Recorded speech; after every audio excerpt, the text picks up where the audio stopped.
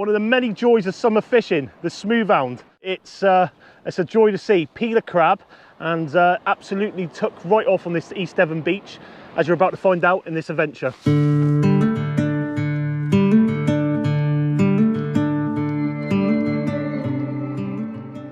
Welcome guys to another adventure. So today we're down on an East Devon beach, targeting a few fish. Now it's a beach what I used to come to, sorry about the noise, but what has happened we're down at Branscombe, and there used to be some chalet, like log cabin type things, which were down very low to the sea.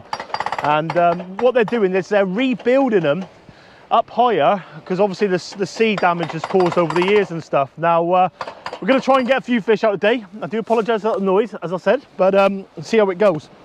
It's my old haunts really. It's not really a specimen venue.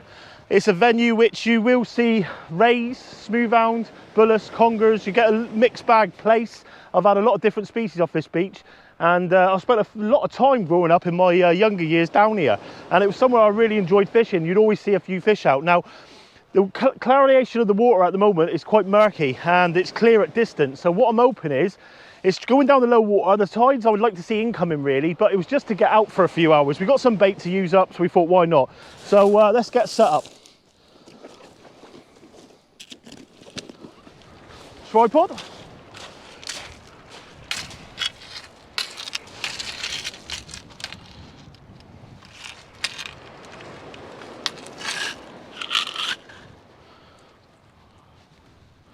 So set up. I don't need to muck around with it with much today, guys, if I'm honest.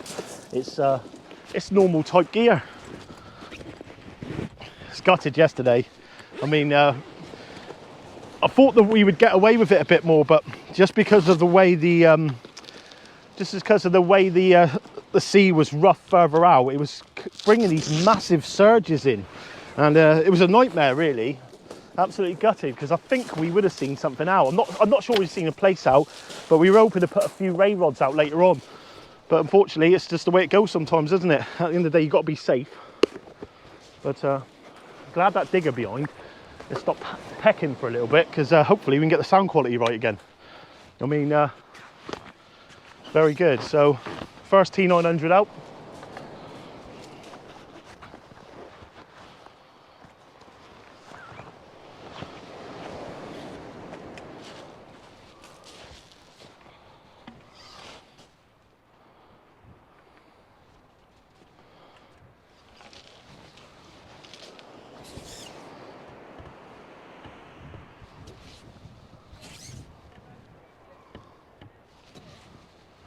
Lovely. First one up. Let's get it on today, guys. Let's get it on. So my thoughts, smoothound. Got some crab there.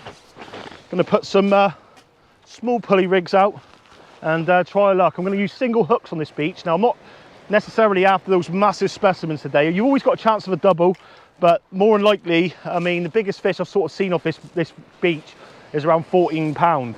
And I've actually had it over low water. Now a lot of guys wouldn't fish this beach over low water. I've always found it produces better for the bigger fish over low water, if I'm honest with you. From back in the day, I remember going down here one day, and there was a boy I used to know from casting, and they had a club match down here, and I had a 12.5 pound smoothound over low water, but everybody else had gone home, and we fished it down, me and Lindsay, my missus, and she had a few smaller fish over high water. And then we sort of fished it down to low water.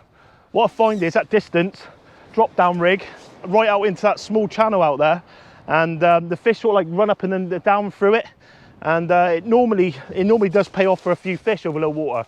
As I said, I've not a beach that I've had lots of big specimens off, but it's a beach that will produce a lot of fish. So we just got to try. Cool bag gear, got leftover bait, instead of wasting it, we put it in the fridge. And yeah, lovely day, bit of overhead northwesterly breeze, but let's hopefully get into it. Rig wallets are made up. I've got some drop down rigs, I've got some bits and pieces in there really. I've also got my place gear, got some black steel, some hooks, got a sling, and I don't know what rigs to use. I'm thinking about getting my new babies out, that's what I think. Do you want to see them? Should never have got rid of these. They're not casting reels. I don't know, I'm actually thinking not. I will show you them. Look at that for pure beauty. That's the Saltigas. It's the 30 HAs and magged, fill stairs, and they're like the Rolls Royce of reels, guys. Unfortunately, they're not fast running reels, which does my head in. I'm trying to rev them up at the minute, but I think it's one of the things with the Daiwa reels. The quality build on them is second to none, but at the same time, it's they lack in silly things for the price, really. Where Penn, I don't think Penn is a better build than a Daiwa. I feel that the Daiwa build is a much stronger build and it will last you a lot longer. But I think Penn have got it right with the drag systems, the ratchets, and I've also think Penn have got it right with the speed of the reel, the way they run. I mean, the reels are quite fast, quite hard to rev up. Not these especially; these are built for casting. But the bigger reels, like the black and blues, the black and golds, and that, I just find, me personally, I never could get on with them because of that just lacking. Even with the mag off, you don't get them running like you can a Penn Fathom. But I'm going to use the STs today, I think. Okay, so I'm going to put the STs on. I've got 15-pound line, and I'm hoping there's not too many snags out there. As I said, it's not the biggest of fish we're going for today, so we'll get them on. And then what else have I got in here? Lead bag. My Zote on lead bag. I'm thinking to have a play with it, so I might put a gripper on one. I might put a bomb lead on the other. Yeah, I'm feeling that. So yeah, hopefully I'll get the distance one out there, out into the clearer water, and I'll put the hound rig, crab bait rig, into the dirty water. Always got a chance of a ray, fawny, small-eyed. Never seen a spotted on here actually. So I've seen small-eyed and fawnbacks, but that's that. So let's get set up.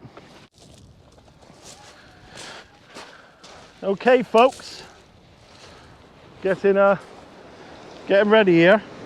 What's Joseph doing? He's got his he's got a circle on.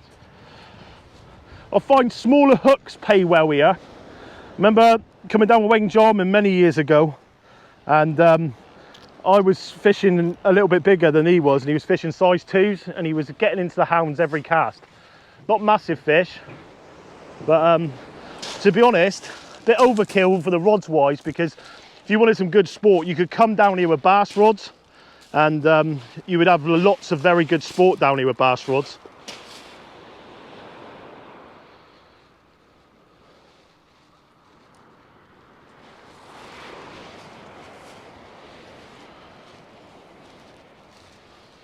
Okay.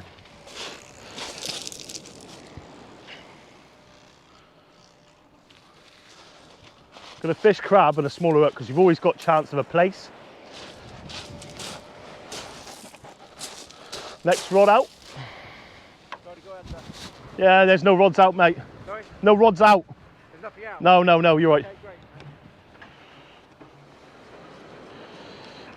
Guy walking his dog in front, he thought we had the lines out, so he was just asking. Okay, so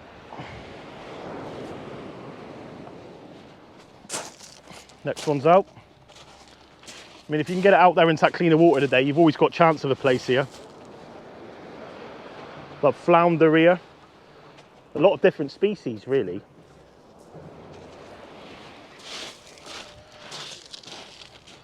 So that is basically the rod setup, like so. Yeah, I've got some 3/0 circles if you want the 3/0 circle. No, I've got some little chinnoos there. He's got 3/0 circles he's using. I'm scaling down slightly, okay? And the reason being is I think I've got chance of a place out there in that clearer water as well. So that's what I'm going to fish for today, guys, if I'm honest. I'm thinking about fishing, I don't know what one to fish for really. So that's my hound rigs. They're no good. I didn't bring my place rigs. Nightmare. It's what it is. So we're going to move on to pulley rigs, I think. I'm going to have to. What do you do? So I've actually got a couple of running up and overs here. So I might use these. I'll tell you what I'm going to use. I'm going to use one drop down and one running up and over. Okay. But I'm going to change the trace lines on them, and I'm going to change it for this stuff here. Okay. It's made by Yuki. It's a 0.60, but it's 80 pound in strength fluorocarbon leader.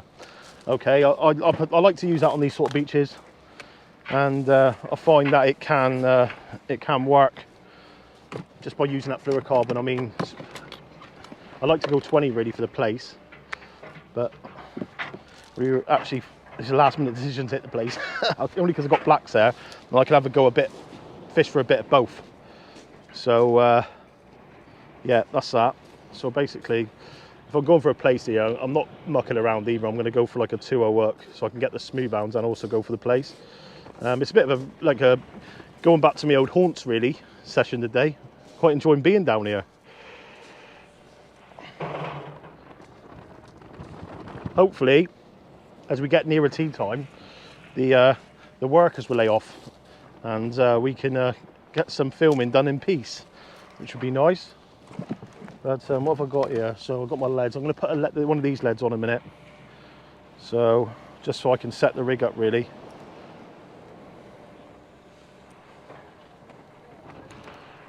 Okay, so this is a running up and over rig, and I can literally put that in there like that now. Put that down there like that. I can set this to whatever length I want really, so I'm going to set it down a little bit, about there. Okay, and yeah, lovely.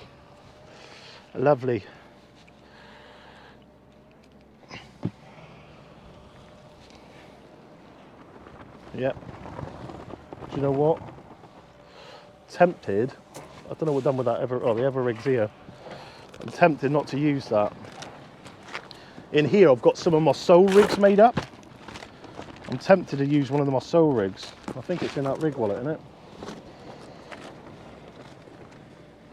I'm gonna, you know. I'm gonna. So I'll show you these in a minute, guys. And I think this will work quite well on this beach as well. Okay, so I'll set that up second. I'll put these ones up first. So I want my bait. Let's get the bait. Let's put my phone on silent before we get rudely interrupted. What we got here then? Put that up here for a minute, shall we? Let's have a look. Some more pliers in there. We've got crab, so that's what we want. We do want some crab. And got some blacks in the bottom. I want my bait elastic as more than anything. That's my bait elastic now. Stinking of squid.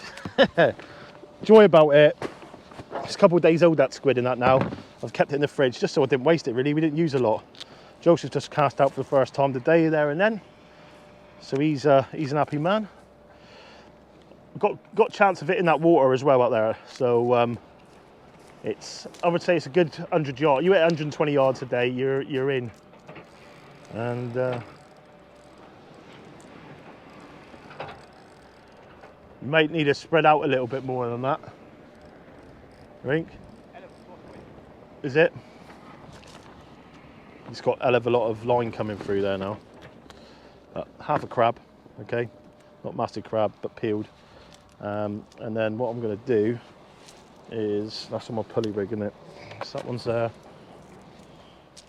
That one's there. So I need now some hooks. What hooks did I bring? What did I do with the hooks? I think I put them in the lead bag. Rushing around really after work. It's never good. But I'm going to use. What shall I use? I think a Frio would be a bit big, wouldn't it? I'll fish a Frio on that one. Yeah, I'll fish a Frio on that one, okay? So let's use some Frio Chinus. And put that one there. I'm going to use single hook today, guys, okay?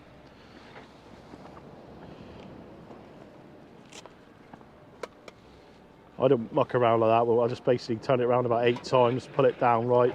When I'm using single hook, I'll pull it down tight. And then basically what I'll do is after coming back down through, I'll go back through the top, pull down like that, and lick, and then pull tight like so. Okay?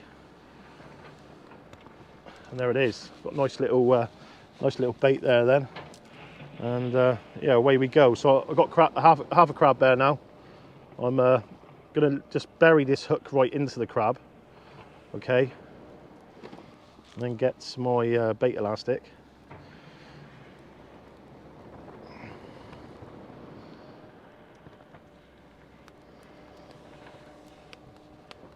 I find personally that single hooks work better on this beach than Pennos. When you're up on the channel, I wouldn't ever bait up for hound like this, but I've found on this beach that's all you need, okay.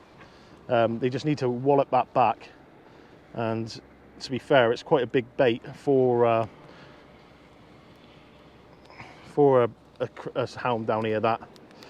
But he's ready to go. Because that looks so lovely and fresh, so I'll put that in the sun a minute. I'm going to get that one cast straight out, and we can hopefully be in with a chance of catching a fish, eh? Okay guys, so I've got the running up and over on this one here now, okay, and I'm toying. I'm going to use a bomb lead on the first one, bit of side wind.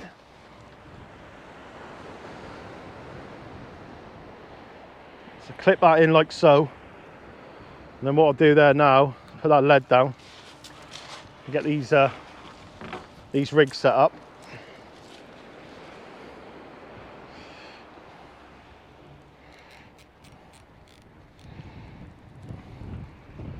Okay, whee, come on, lovely. Bring that up like that.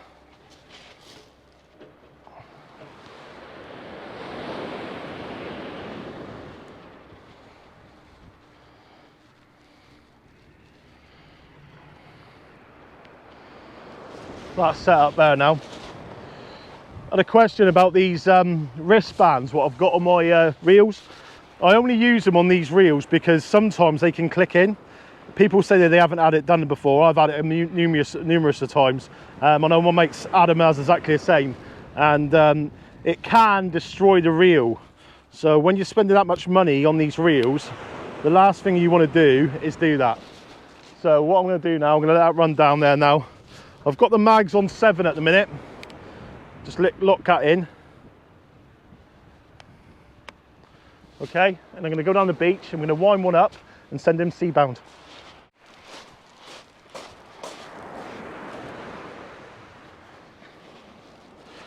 So folks, there you have it. Nice crab bait onto a running up and over rig, and we're going to send him seabound now, and hopefully we can see if we can get something out. Now, when I come down to this beach, the first thing I look for is these 5 log cabins in behind me. So as you come down from the beach from the main car park, you drive down, you've got parking there. Now years ago it used to be, if you're a fisherman, you used to basically put a fisherman sign in there. You used to give a £4 overnight parking, absolute good as gold, the owners were, the car park. Now you pay as you leave. It's going to cost us about 6 to 8 quid to park it, depending on how long we're here tonight. But what I always find is this side of the beach, up around these chalets, what I try to get to, is very good for the hounds for some reason. If you want the rays, I tend to go up a bit further. There's some wooden steps up there towards a cliff, what can be quite productive for the small lights and stuff. And bass, if you walk right to the end as far as you can see, it's a little bit rougher. You can get some nice bass off there. As you go out from the main to the beach, you'll see like a little water outlet what comes through from the stream coming in behind. And if you head right, there's some more chalets going in around that side. More than likely, I would say probably first, second, third chalet in. It can be quite good for bullets there. I've had a few double figures over the years. It's a bit rougher, it's like reefy, and it seems to be quite good for that. But mixed species, guys, if you're looking for somewhere to go and fishing, and especially for those who are just getting started, want a good day's fishing, the scenery here is fantastic on a good day. It really is. But there's a nice pub there as well, which you can have a drink in. I think it's a pub, still a pub. It used to be, yeah, I'm pretty sure it is. And yeah, it can be a really good day. So let's get this one out then.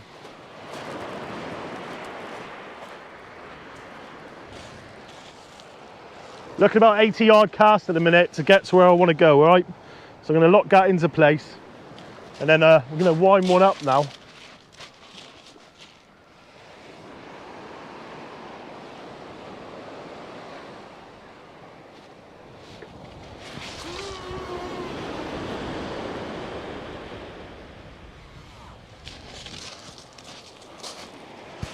Okay, first cast, Mag's holding that back a little bit. I didn't make the cleaner water, I'm just slightly in the dirty. Obviously this is a bomb lead as well.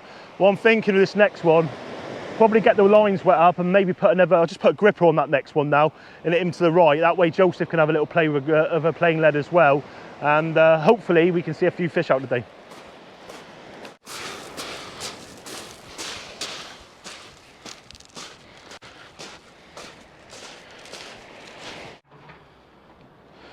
Allowing that reel, these haven't got a ratchet on, guys. I'll lie on that reel if it needs to. It's locked, the butt section's locked into the ground, but my glass tip can go over and it can take line if needed. You need that with smoothounds here, you really do. But as I said, if you want to get into a lot of like playful sport, especially throughout these summer months, you can have a really good time on lighter gear, bass rods and that. And yeah, as I said, over the years I've had bass. I think my biggest bass off here is about 5 or 6 pound. Small eyed rays have had them over 10. Thornback rays have had them over 10. I've had smoothounds up to about 13 pound. What else have I had around there? Conger eels. I've not had massive conger eels. Double figure bullaces, I've had that off here. I've had big flounders over 2 pound. I've had plaice, not massive plaice, 1/8, 1/10, just normal size, like smaller stamper fish. But I've been down here before on a day's fishing, fished one for plaice directly and literally had a plaice every cast. So it can be a really productive venue for plaice. But yeah, we're gonna get the other rod out now. Get him set up, eh? Joseph just had a bite. Fish?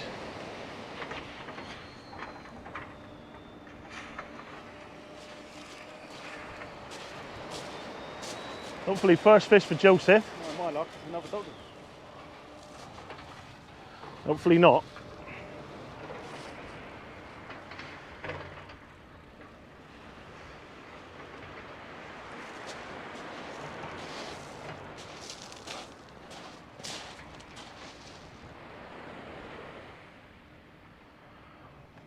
Hopefully a hound.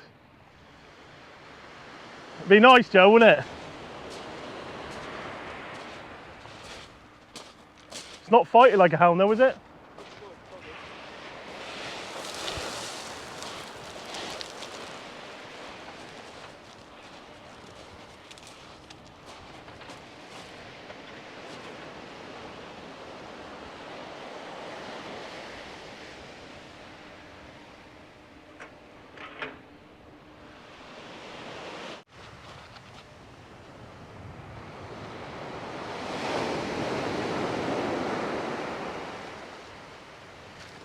Dogfish. Just can't get away from these. Just can't get away from these. Crazy, absolute crazy.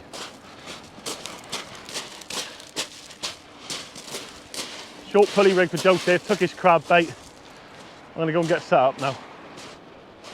Right, let's get the next rod set up. So on this one here, this is what I use for sole, okay? Got 20 pound fluorocarbon on this now, and I'm going to put him out for a place. So I've got one out for a smut. For those of you who don't know what smut means, that's a smoothound. And got this one here then. What I do, I put a couple of little float stops on there, right, and I put a little ball lead, keeps it very tight to the ground. And is ideal for cat targeting. So I'm going to fish that a little bit further up now, just to get a bit more settled on the floor, on the seabed, and away we go. But I put blacks on first, teed off with a bit of crab, and yeah.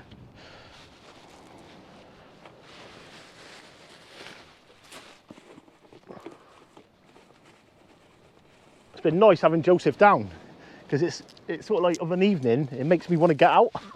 Normally I finish work and I just sit in front of the telly, I mean, and do normal stuff like a lot of you.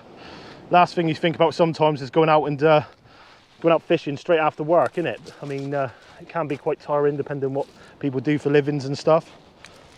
But yeah, look, I've got a little size 2 hook on that. It's a little uptide hook, okay? I'm going to fish that with a little bit of black. I'm not going to do massive baits on this.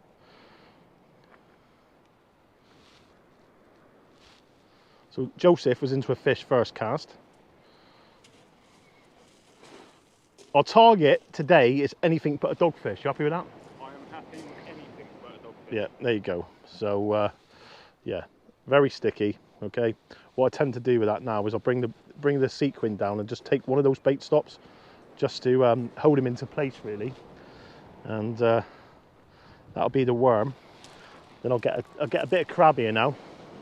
As I said before yesterday, when I'm teeing off with this sort of stuff, what I try to do is not use too much to bulk out the baits, basically because it's solely target in place. I mean, with using the crab here and the blacks, you probably got chance of hitting into a hound as well, but the target is place. So we got that round there like that now. Well,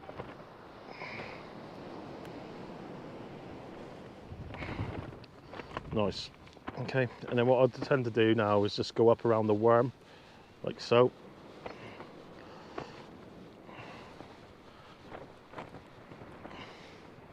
Back down. That should be perfect. Main thing, same with everything, hook point. You've got to make sure your hook point is proud out of that bait. So when whatever fish comes along to take that, it's got a chance of, they're not massive hounds on here, and that will arm one. Obviously that gets put back in its throat, and I'll move that up a bit further just because of what I'm doing. If I was fishing sole with that, I would fish very tight. I wouldn't add the crab onto it. And it's a question I get to ask later on in the year about the sole rigs and stuff, and that's what I tend to use. So that's that. What am I going to do? I am going to use a bomb lead on this as well, I think, just to get that bit of distance and movement. At the moment we can't really see what the tide's doing because of the side wind, but my lead, now it's settled, doesn't seem to be moving very much. So that's all set up there now. Actually put them in like so. There you go. It's on a pulley drop down rig, ready to hopefully catch us a fish, fingers crossed. So put all the gear away now. I like to use a tray when I'm on my box. I'll just put my other stuff away and I can show you. So I've got one of these trays which I connect to the side of the box. So what I tend to do now, especially when I'm beach fishing, is put all my crab and bits and pieces down in there, and scissors, bait elastic, pliers, anything else I'm not going to use, and it's all safe then. Got a little beach buddy set up on behind me, little rock shelter. It's a Trident one, I'll go through it a bit later on, but they're very sought after. I used to be fantastic with the Welsh lads for rock fishing and stuff over there. I take it sometimes when I go to different marks what are quite tight, but I've got a room to put it up. Just a bit of comfort, if off the wind sometimes. But we'll get this one out now. So, same again. Just locking these reels up. And then what I tend to do now is, yeah, like that down. Might be a bit too much that. It's 3/4 of the way up. Pull the top of my pulley down. Clip that onto the bit there. Straight onto the imp. Tucked away lovely. And that, guys, is my pulley drop down rig. As you can see, a lovely black lug and crab bait there. Hopefully try and get a fish out, but I reckon you need a big caster, you know, to get out of there. I mean, I didn't hit that, but to get on that clearer water, I'm looking probably 100 yards with that side wind, and it can be it's a good cast, and we'll see if we can get one out then. Okay, here we go. One for the big one.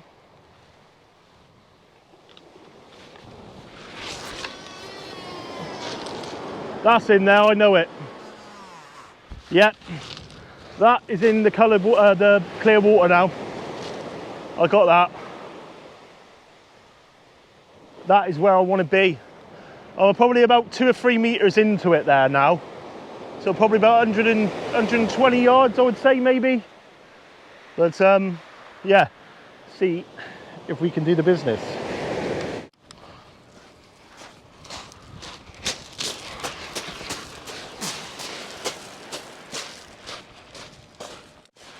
Okay guys, so the Trident Beach Buddy,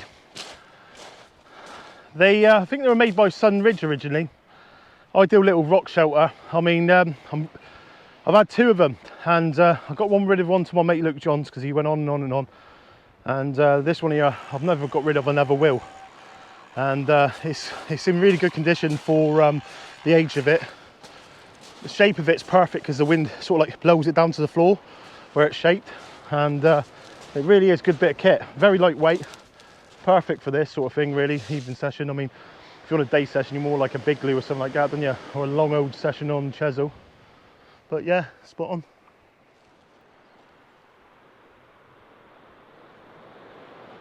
Another item of tackle many people say to me about what one bit of tackle couldn't you live without? It's got to be this playby right here, breakaway seat box. I mean, this actually is a Shakespeare one, but it's got the breakaway tray kit, it's got the breakaway backrest, and they really are a good bit of kit, guys. I mean, especially that on the back, it enables you to take your boxes on your back, carry them up onto the beach and stuff, and it's something what I've had over the years, and I've had loads of them. I've currently gone for the bigger box with a lock in front, just because I find the other ones without the red clips and that, sometimes the box wouldn't lock properly, but with these ones here, they clip over and it's just job done. So I've sort of like gone for this one really over the last couple of years, and yeah, it's a bit bigger than the other one. I've gone for it really for this because 9 times out of 10, the only times I ever use them if I'm on Chesil, and any venues where I'm like on a beach where I can get out and sit down. I mean, especially with the Beach Buddy and stuff, they go without saying. But more than anything, when I go up to Brid, it enables me to take my camera gear in that as well, and it's just a little bit bigger. I mean, 99.9% of you will not need one of the big team boxes. You get away with one of the beta boxes, and with the breakaway back conversion, and especially with the comfy cushion, it just enables you to have a really like pleasant walk. But yeah, first dogfish out. Coloration of the water, as we said, is quite chocolatey close in, and going out from between, I'd say 100 yards plus, it's clear. So after those two casts there, then my next cast will be grip leads, one of them, and literally put as far out as I can, place rig on that, and I'll fish the coloured water for a smoothound. So hopefully we can see a fish out today. I mean, it's not been going good. I've been calling him Jonah, because I'm sure he's jinxing me. We went for a run over Christmas and we couldn't go wrong. Me and Gav were going out and we sort of like hitting local ray marks and North Devon and Cornwall and all over the place really. And we were specifically targeting different species, and every species we went for we got. And it's good when you do that at the end of the day, isn't it? I mean, the specimens, and it goes to show, especially with like what I do with my fishing, I'm showing like blank sessions and that as well, that we're not always catching, because you're not always catching. At the end of the day, everybody goes out, and you can have those really bad sessions. And I've had sessions over the time where I've gone out for like 10 sessions in a row and you're not catching a fish, and you think, what am I doing differently? And then you go out that one time and you just smash it again, and you're like, I don't understand it. It's not necessarily anything you're doing wrong, it's just the fact that there's nothing there. And this is always a weird time of year now, because it's like a transitioning period from going from like spring into summer and stuff. And there's like, really, if you want to go out and target big specimens and stuff like that, the best thing to be doing is a bulletin. You can go out and target big bullets and stuff like that. But the smoothounds and stuff will start showing now. I mean, the place will start showing now. I mean, the weather has a big effect on whether they show and where they show and stuff. But I'm saying that clearer water, it's a lot clearer that is close in, but it's still very murky. So my initial thought there now, where I've just seen the clouds move away from it, is I don't think I'll see a place out today. So if I don't see a place out, I think it's all go for the smoothound, Joseph. All go for the smoothound. But yeah, as I said, guys, really nice beach, quite easy to get to. You head down towards Sidmouth from Exeter, or if you're coming down Chesil Way, you head down towards Sidmouth coming from the other way, and it's on your left as you're coming down through. Branscombe, it's called. There's a lot of different beaches around here. You've got Beer, you've got Lyme Regis, you've got You've got a few of different ones really going up through. Then you've got start to the more the like bottom end of the Jurassic coastline with Sea Town and Ypres and West Bay and stuff. A lot of really good beaches, a lot of really underestimated good beaches which do see really good fish out. It's the time of, it's basically putting the time in. I mean, over the years, the amount of time we put in down here is second to none. I mean, we used to have a tent here, and we used to put the tent up back, but those were the days there. There was a lovely couple staying here one day, and we forgot chairs, and they come down and said, do you want to use our chairs? And we had the picnic table. They come down and sat down with us in the end, and brought their barbecue out, giving us burgers and that. It was, yeah, it was really good. We sort of like come up the following evening, I think it was a Friday night, and we bought them a bottle of wine, and they were over the moon with that. I left it on the doorstep because they weren't there, but yeah, I'm sure they would have been over the moon. Holiday chalets to Sweetcombe. I'll give a little picture of the sign now. So anybody that does want to come up, you'll be able to obviously check it out, and you could obviously stay here really from the car park. It's like a cliff path, walks up over the top, steps going down, and I think they're probably 2-bedroom chalets. Nice little balcony in between. But the reason they're putting up higher, guys, I think, as you can see in the background, they've put these massive sleepers in, which I take the reasons why is because of the sea. I mean, they used to be floor level, not very high, but yeah, crazy really, absolutely crazy. Let's have a look. You see the guys there working on the sleepers there. So I get up a bit closer to these now.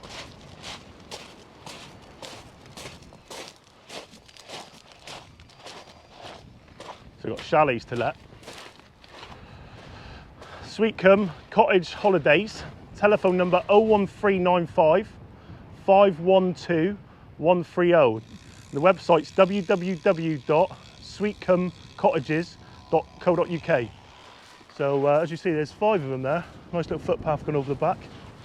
And worker must be thinking, what is he doing? But there's the pub, and there's more chalets going off to the left. Nice little place to work really, isn't it?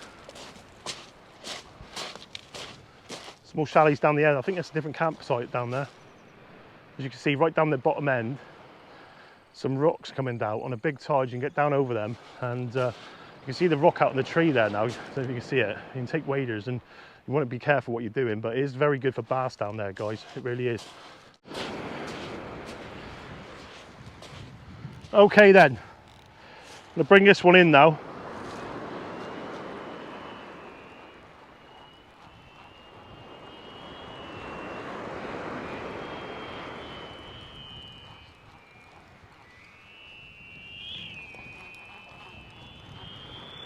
Bit of weight on there. I'm thinking dogfish. I'm thinking dogfish.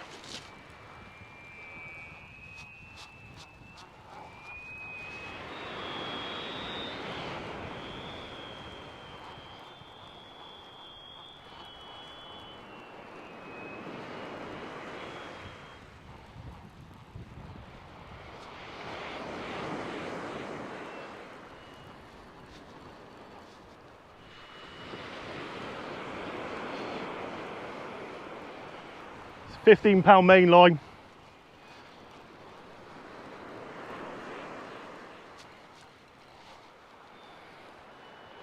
Actually winding down into it very slowly, and using the rod.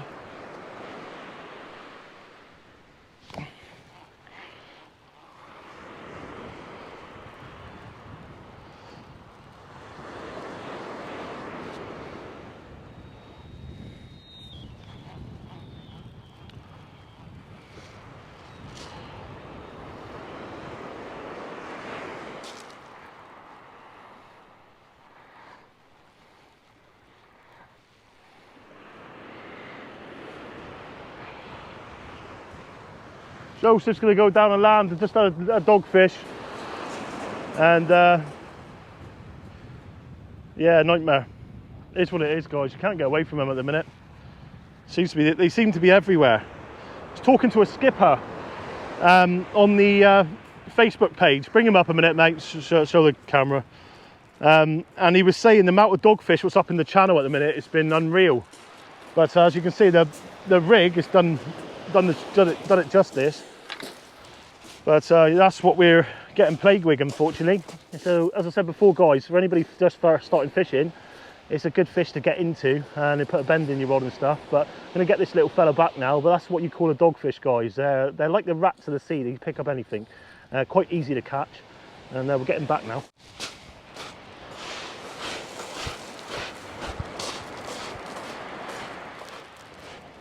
I tend to wear well easier.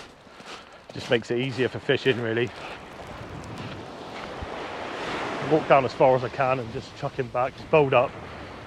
He'll release now and he'll go swimming back.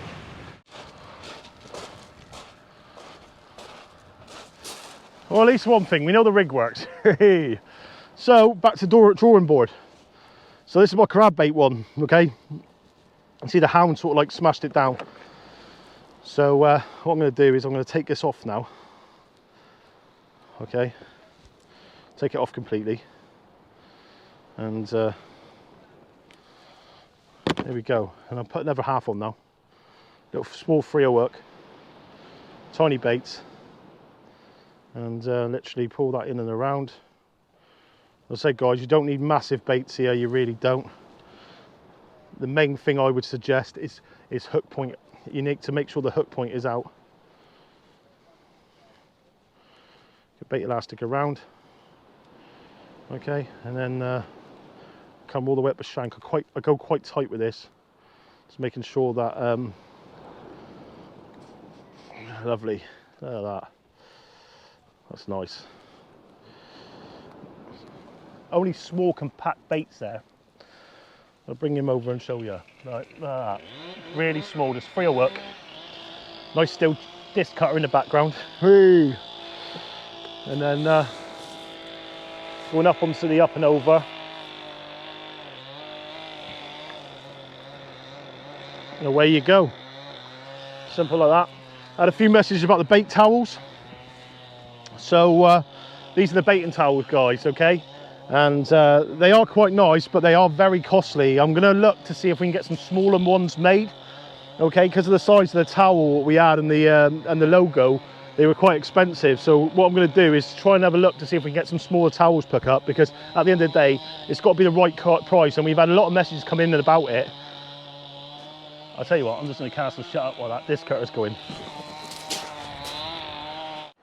So what I'm going to do, I'm going to hit this one out, and then I'm going to bring my other one in. I'm going to put my Sotiga reel onto that then, and I'm going to fish the dirty water of the Sotiga with a grip lead, and I'm going to fish the big one, this one here, out at range. See what we can get out there.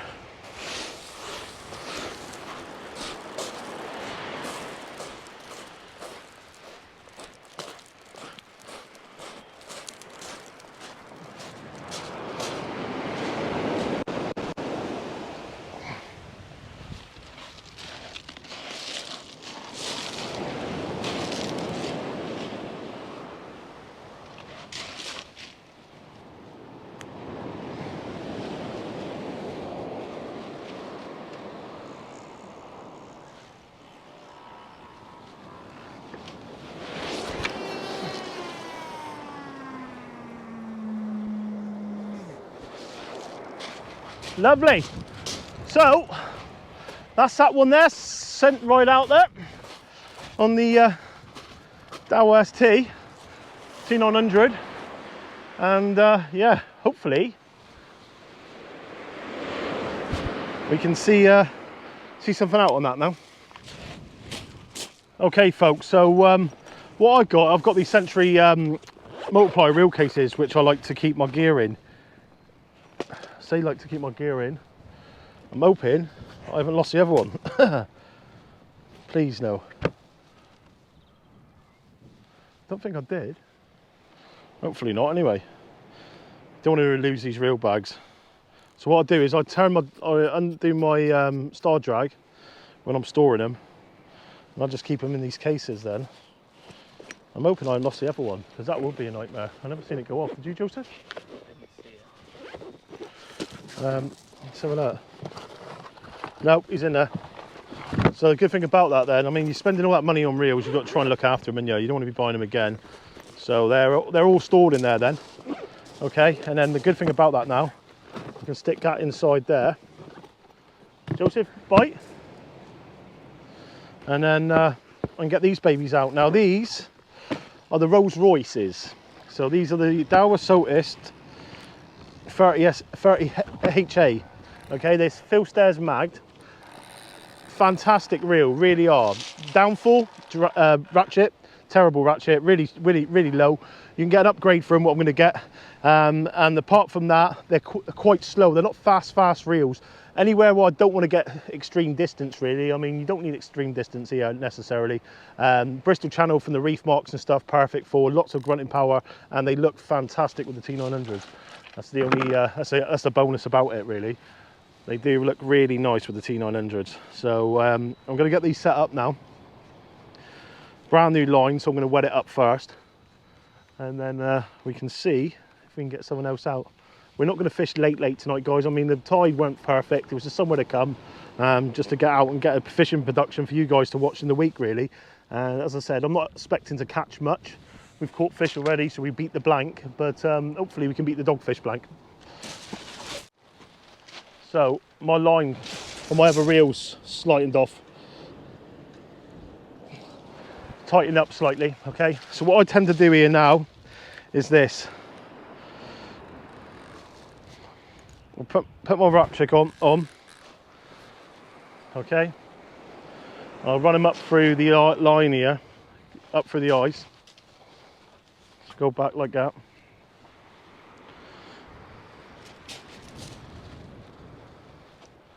I'm going to do a quick spider hitch knot for you. So any of you which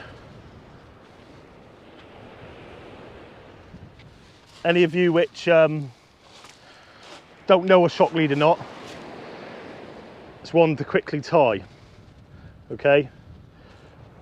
If you only just started fishing, really you shouldn't be fishing without a leader on, okay? Main line to a leader, it's safety when casting. So what I'm going to do now, just for you, I'm going to start the process off again. So I'm going to cut this line off, what I've created this loop. See this loop here I've got on the line there at the moment? I'm going to cut him off, just to show you, okay? So I'm going to snip that off now. I'll put that in my tackle box. I'm going to keep these scissors because I'll need those scissors now. So if I put them up there like that. So what I want to do, first off, you've had a crack off, you're at home, whatever, you need to do a shock leader. So you've got your line around your reel, all the way up for the eyes, so like so, tip of your eyes. Now you want to, for the first off, just basically fold the line back over to create a loop, okay?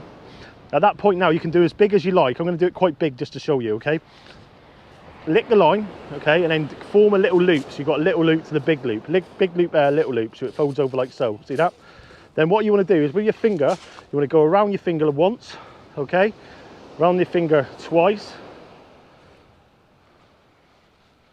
So around your finger twice. Around your finger 3 times, around your finger 4 times, okay? Show that again. Lick line, fold it back over itself, create a loop. Once around, twice around, 3 times around, 4 times around, and then through that loop, okay? Like so. Pull them off singly at a time, just make sure they come off evenly. Okay, some of them might come off different to the others, so you've got to make sure you pull all at the same time. Lick, right? And if you see anything coming over like that, what you need to do is pull the opposite line, okay? Like so. So that one there is that there, yeah? When you get to that stage now, all you can do, both sides, hand on the loop like that. Pull tight. See that? That's the first part of your leader knot. What you can do then, you can simply go to the tag end and cut away like so, okay? I'm going to put that in my net. That's stored in the net there now. Put that over. So that is the first part of the knot. You've got your loop. Now for the leader.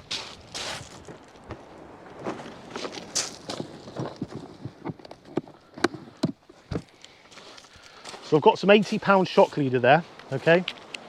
So what I'm going to do with this, drop it on the ground, create my loop, okay, what I've got here already. So I'm going to hold it this way now, right? So I've got the loop to the side. So you've got your knot up the top where you've just created and the finger of your loop. What you want to do is bring it around the side and bring it down to the side. Don't go in the hole, go around both sides. You're going around once, going around twice, going around 3 times, going around 4 times, okay? Then bring for that line through the loop. So not through the loop when you go around it, round both lines, and then basically pull back on the back end of the knot. Lick, right? And then what you can do So you can pull evenly. And you can see one knot there, one knot there. Double strength, spider hitch knot. The only thing you've got to do with that now is cut that tag end as back as close as you can. Put that in there like so. And the way they work this then now is you want to get the line depending out where you're fishing. If you're fishing off rock marks, maybe do eight, 9 times round, depending on the length of the drop down to the fish. On this beach now, sounds sexy, doesn't it?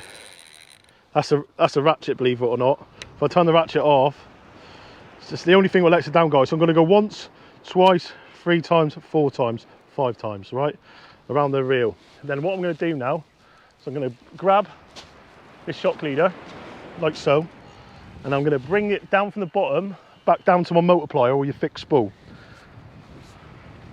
I'm going to put that down now, and then I'm going to cut it. Okay, it's as simple as it is. Then all I've got to do now is look for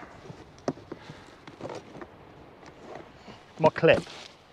So I'll do that now. But basically I'll just tie my clip onto the rig, and away you go. So I've got my clip now. I'll bring the rod down like so. Grab my trace line. Bring him down. I use the proper pulleys from Breakaway. Okay, so when I'm using these, what I tend to do, all right, back round, and away you go. So I've got my rig here, which I was using earlier. So simply put that down, pull that tight, put my scissors in there, slip that down really tight, and away you go. So I've got I can clip that onto my rig now, which is all set. What I'm going to do now is I'm going to put a fresh bait on that, and we'll get him out probably 70 to 80 yards, and hopefully we can see a fish out. So what do we do here? What do we do? So just put all the bait out there. A lot of this bait will have to be thrown away in a minute. I mean, the blacks are all right. Ice packs like that. Squid looks rather not nasty. It's been sat in the fridge for a couple of days. My lead smells rather nasty. Bluey looks all right. We'll get the bluey there in a minute. It's not too bad. And I've got my crab there like so. So I want to look after the crab more than anything. I mean, if they're looking like they're going to get, I'll give them a drink tonight, and hopefully they can last the weekend. Don't know what the plans are the weekend yet, but hopefully we can see a few fish out if I can manage to get out. I think I might have to work Saturday, which is a nightmare really, but it is what it is. So I've got seaweed. I'm going to keep the seaweed. So.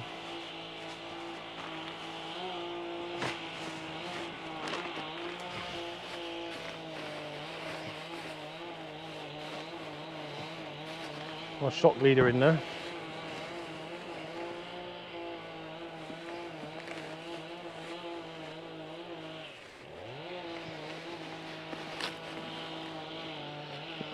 Everything from a diddly-eyed doe down to my nose. Got my place rig in there.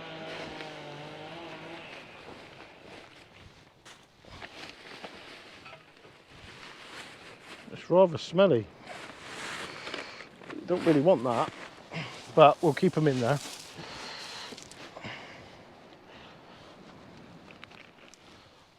Right. I'll keep them fresh in there anyway. Get those crabs a drink in a minute. Scissors. Okay, scissors time. Take the crab off like so.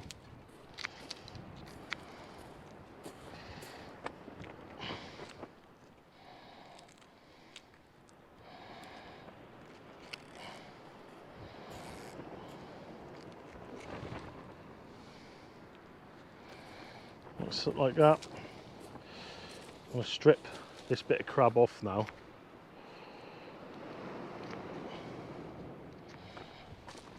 And what I'm going to do, basically I'm going to come through the crab. I'm going to fish the whole crab on this one now. And bring him round like that. I'm going to leave the hook proud. It's the most important thing.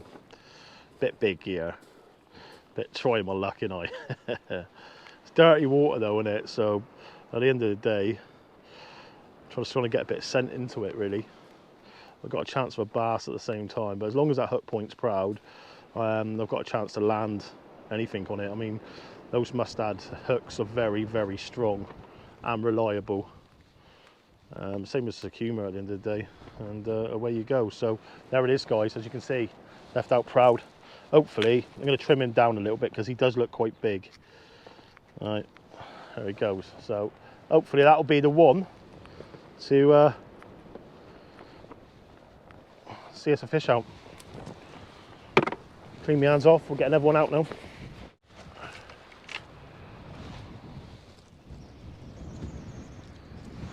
Because I'm using a bomb lead, I'm just turning that lead now just to tighten it, but a lot of side wind. So what I'm going to do, we're going to come down now. First cast with these. Now I'll set them to be running quick, see if I get away with it. Sneezing.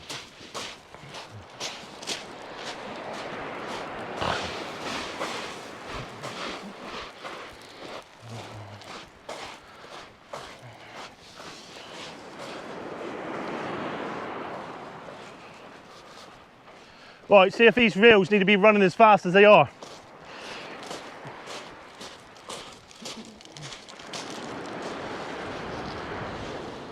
Watch yourself.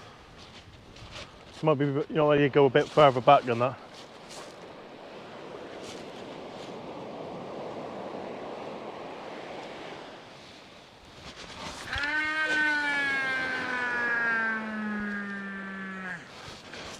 Yeah. They won't hold him back. Right, so we've been playing around with these all weekend, and we've managed to get them running quick, and that wasn't holding back at all. Normally you can see them hold back in flight. That was perfect, and managed to actually get them nice. Always struggle with the black and golds, always struggle with the black and blues. Just found they really hold back too much. I like to have my lead running on the edge. So there's no restriction, the reel isn't holding the lead back, and that's where the mags come into it. So on a mag, when you convert the reel, you need to, the whole point of having that mag conversion is you can set it accordingly to how you want to fine tune the reel. Now that's set perfect for me. I can normally tell by spinning the spool where I want to be, and I set that mag up there, and it was running for about 60 to 70 to 80 seconds really in between, depending on how fast. I mean, Joseph put a bit of line around, pulled it. It was going for about a minute and a half, and for me, that's what I want. You're never going to cast a minute and a half, but what you don't want is your reel going off, and then as it gets up into the highest point, holding the reel back. You know what I mean? Or as it's going off, the reel's being held back. Because what you'll find is that's holding the lead back, so that will kill your distance straight away. If you're casting for the first time, guys, don't even worry about it. But for those of you who are progressing with your casting and want to see that extra bit of distance, sometimes it can have a lot to do with the reel. I mean, if you've got a reel that's basically spinning for about 10 seconds, even when it's not magged, or even if it is magged, when your mags are set like that, 10 seconds, 1, 2, 3, 4, 5, 6, 7, 8, 9, 10, you know what I mean? But with the lead and the line and that holding it back, it's going to hold back more. So what you really need to do is find your balance and find where you want and where you like your reel. For me, that is perfect. I'm an happy man, I really am. I mean, I've had these reels twice, and I got them originally because they look lovely. And a mate of mine had them up for sale, and he sold them, and then the guy guy Adam didn't want them in the end, so he rang me back up and said I still got them, and I had them off him, and I was hoping that I could like play with them a little bit this time. So me and Joseph played around with them the weekend. I say myself, Joseph, and he cleaned the bearings out and played around with it. We got it running, and it was still running slow. So we had to do more fine tuning and try and play around even more, and we managed to get him running for about 120 seconds roughly. which is more than enough for fishing. But I wanted to see with that mag, because I set that mag and put the tape on it and was spinning it, and I was thinking, you know what, I'll get away with that. That's roughly the same as my fathoms. That there was no holding back then, that was perfect. I just like it as you cast a reel, the line just lifting slightly.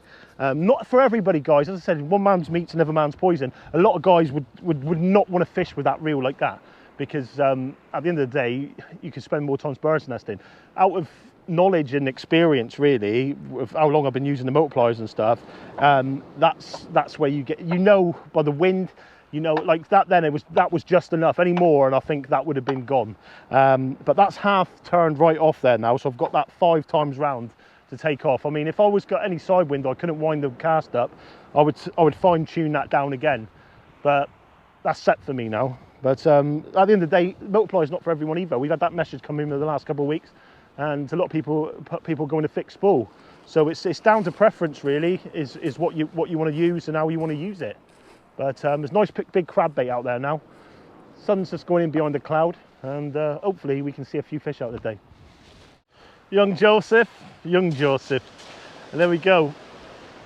So that's looking back over towards Sidmouth, Beer, Exmouth in the horizon somewhere, Budley, Salterton. Yeah, clear day, you can really see it. We can see it sort of at the moment, but the just seeing the headland and your sun's blazing down, which is always nice to see.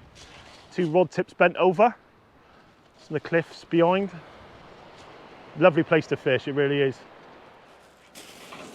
So guys, both got the rods in the water, sun's blazing down, and it's not a bad Tuesday actually. We got rained off from work earlier on, which is nice, because we were doing a bit of rendering outside, and we've got to get a prime coat on at the moment, and it's not happening. So it's been lucky really, because we managed to get 2 afternoons early to get a bit of fishing in. How do you find the fishing down here compared to what it's like up your way? It's different, isn't it? Yeah. It's a lot of rocks.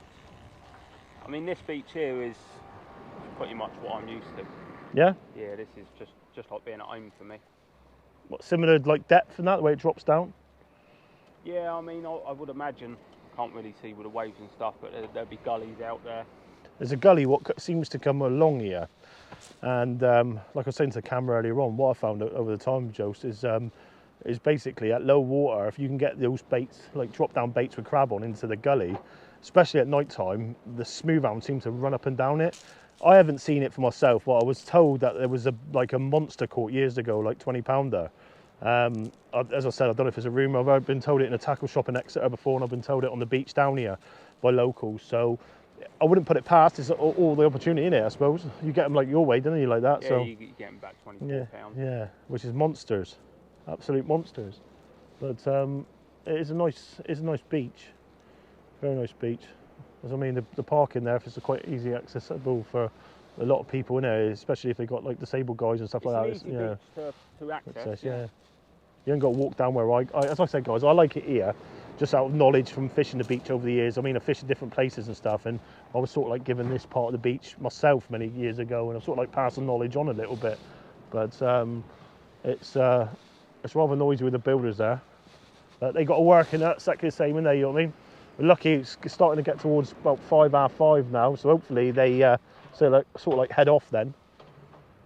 But no, I think the squid's near enough at it now. It's 3 days old. Yeah. Bluey seems to be all right still. So what we'll probably do is chuck all that in the water. I've kept the crab separately. Joseph's got some crab in a bag in there as well. So we'll obviously probably keep them in, wash them in the sea before we go. Hopefully they stay alive. I mean, we get them from a tackle trader this time, and most of the time I get them from tackle trader myself, and they're always good crab. Like, they come in fresh, they're well looked after, and a good bunch of guys. I said before, guys, that at the end of the day, when you going out and spending money in a tackle shop, it always helps to be looked after here and there. You know what I mean? And they do it superbly. They always look after you as much as they can. You know what I mean? If you go in and buy a lot of gear, they always give you a couple of quid off and stuff like that. And it shows loyalty at the end of the day to your local tackle shops and stuff, doesn't it? And really, it's my local tackle shop, really, because they sell everything. Chapman's and Timoth really good as well. They do a certain selection, but mostly it's for like the travelling holiday angler.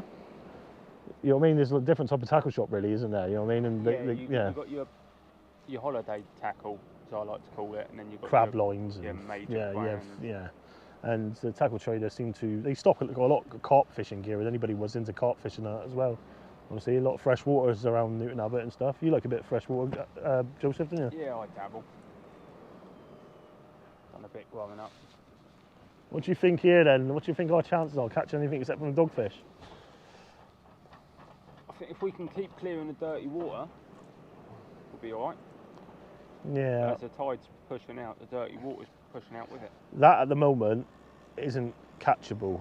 That's gone out a lot further than I just last cast. I mean, I hit that clean water then. I would probably say you're looking nearly 200 yards out there now with that, aren't you? Even more. Easy. I would probably say 300 yards. That's gone right out to where the water sort of like starts to wind up, and in here the headland sort of like protecting it slightly, innit? But you can see as it comes across through. See all the birds out in the water out the top back there. Get a lot of bait fish on this off this beach as well. Same as Seatown. When that bait fish is in, you're good to pick up, put them on, and chuck them out. Mackerel, love them. Also, the other good thing is bass. I mean, when you get mackerel chasing that sort of thing, you're always in with a chance of a good bass because they're chasing the mackerel and the bait fish. But good to load up the freezers and that at the same time. I mean, used to do that with the sprat and stuff when we used to fish up Seatown Way and that many years ago. But no. Anyway, let's jump back into the fishing.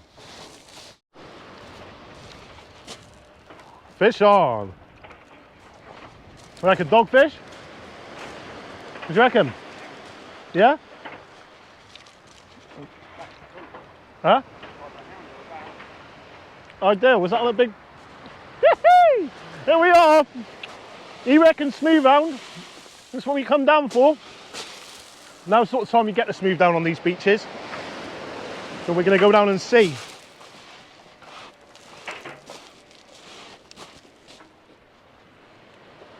Is it going? I've only got a size 2 up on this. Yeah, play it then.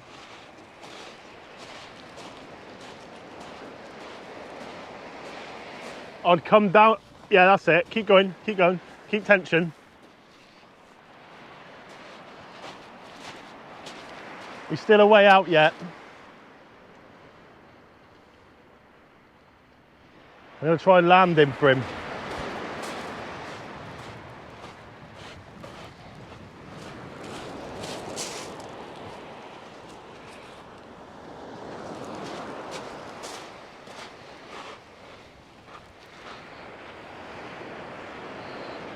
Will it be a bass or will it be a smoothound? What do you reckon? Normally the hounds will start running close in. It looks like a hound to me. It did start heading right then. It could be a bass though, it's not running massively. No, he's going. That's a hound, that's a hound.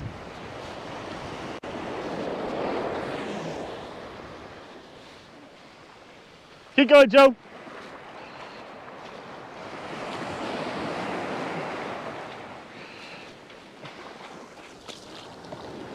Woo-hoo-hoo! Yeah, baby. Look at that.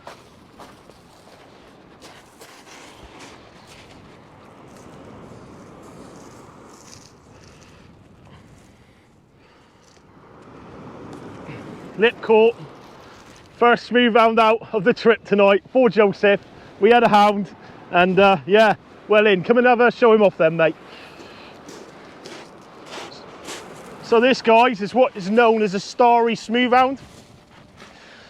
You can tell it's a starry by the spots. Now, if I move the camera around like so and get Joseph in the light, come this way, Joe, turn around.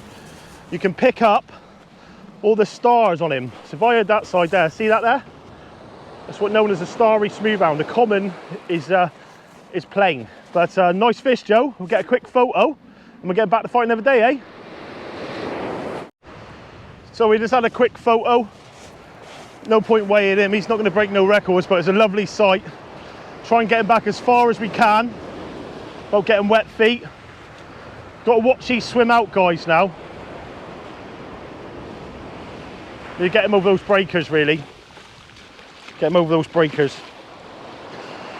So very important with the hounds. So make sure you watch him go back. See him now trying to get his, he's going through. He's gone. Has he got, yeah, he's gone. He's out. Got past the breaker there. First smooth out for Joseph. We beat the doggy blank. Woohoo! Well, the first one's out. For some reason, as I found with weighing, anything up to like 5 or 6 pounds, you only need a really small crab, like on big crab, like quarter of a crab. And he had, what size hook did you just have on? So he had a plate on a placing hook then, target in place, with a size 2 hook. Were you targeting place that with a pop-up, wasn't it? On a pop-up.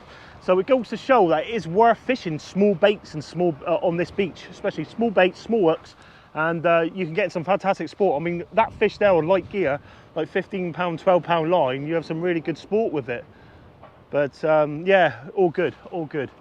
So it's made this session anyway. I'm going to bring this one in here now and see if we can get another bait up on and see if we can get a couple of fish out. So I'm going to bring this one in here now.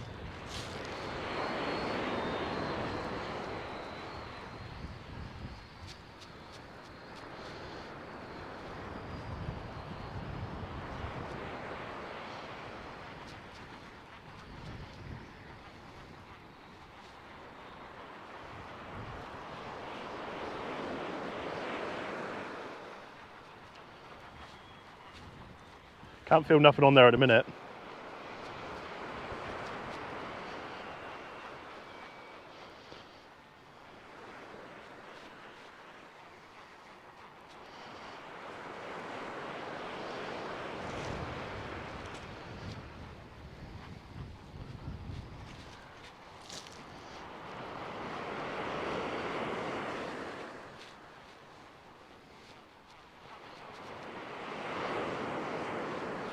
Can't feel nothing on there at the minute.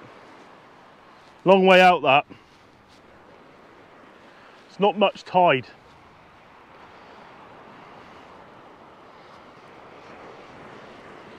Well, something picked up then.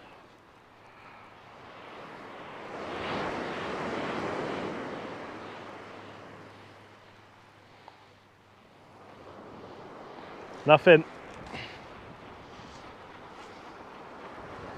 Just that gully close in is always bring it into it then. Bait's still there. I'm going to change that rig now, I think, and maybe put a different rig on, see how we get on. Time to get a new fresh bait on here now. So she's got my scissors there. Get the bait elastic. I think a crab. I think I'm going to get rid of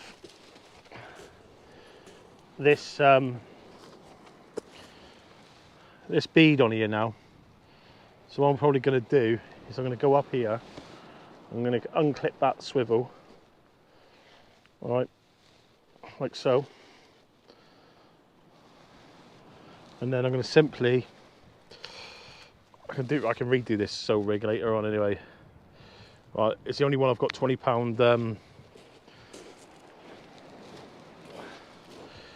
20 pound fluorocarbon on at the minute. Let's have a little play. Got that one rod out there with a big bait on, 3/0 hook. So hopefully we can get something big on that, and I'm going to just have a little scratch around here with this one, I think now.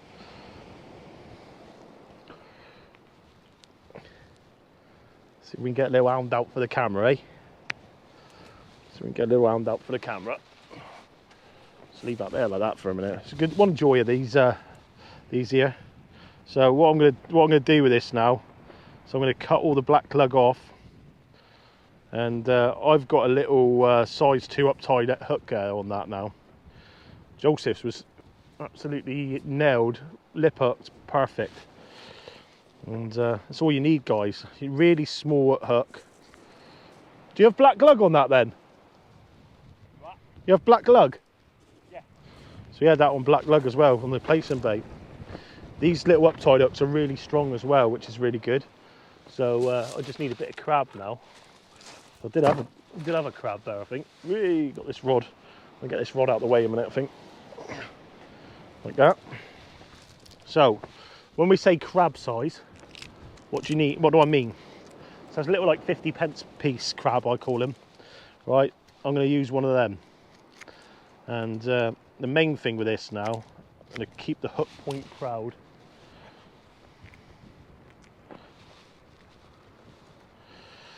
Okay, it's 50p piece.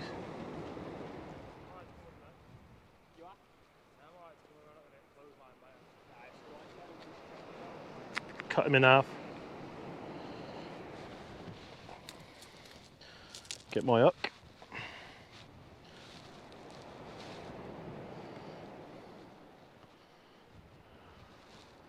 Run a crab like so. Okay. Pin him over. Bait elastic. It's really small, compact crab baits. That's all I'll be using here for that. Anybody wants a hound for the first time, brilliant beach to come down to. I mean, me and Wayne come down here one day, and I was going out for that big one, just specifically fishing bigger hooks, and he come down here, he was using size 2 hooks like I'm using now, and he had a fantastic day's fishing. I mean, he really did. I mean, he had, I think he must have had like 15 hounds out. I think it's still on the YouTube channel, if I'm honest. I don't think I ever got rid of it. It's like looking back on memories, really.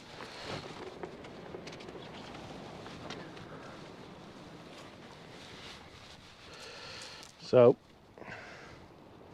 that there now, it'll have a bit more movement. And did you have a fixed lead on that? Yeah. So I'm gonna go for now, I think.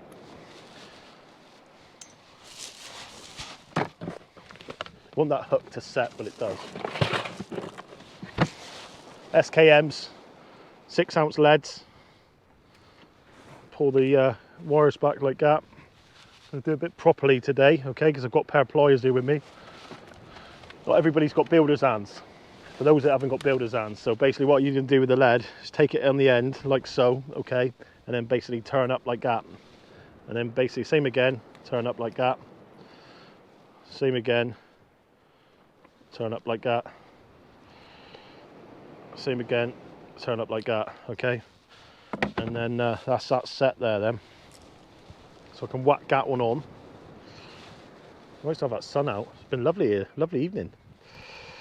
And clip him up and away we go. So hopefully, as you can see guys, not massive baits. Get him out there, see if we can get a smoothound on.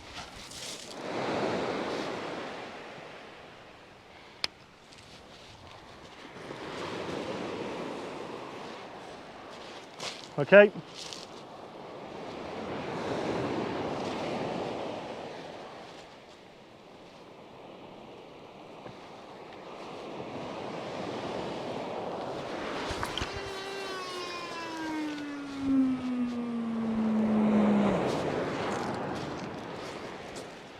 Boom. That there, I didn't hit it properly. Timing was absolutely rubbish really, but it probably went, I would say, 120 yards. Real flying, right out there. And hopefully we can see a smut on that. I got people saying in the comment the other day about hitting 1 inch short, and it is true. I'm my own fool for it, because half the time, sometimes you're casting over the fish, but you get it and you do the same thing every time, don't you? Just because, I don't know. It makes you feel more confident because the fish are out there, but it's false, guys. Sometimes they're right underneath your feet, and you have got to play the distances with it. So we'll just see how we get on. I mean, low water, what I find here is you've got to ping them. That's where the bigger fish will lay up. And at the end of the day, I know I've got like scratching rig on that one, but I've got 3/0 work and a whole crab on that other one. So if it does come along with a big smut on, boom, we're into it.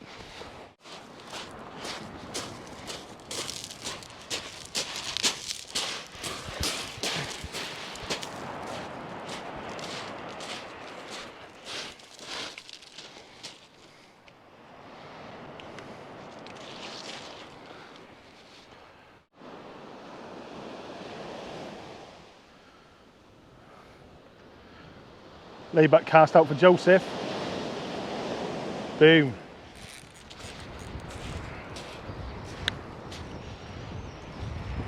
Right, bringing the big rod in.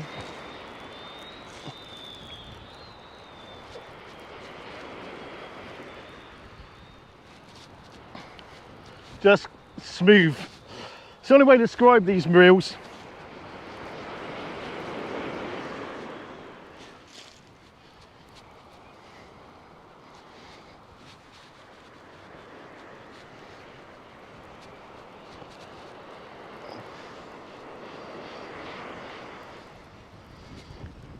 That wind's howling again now.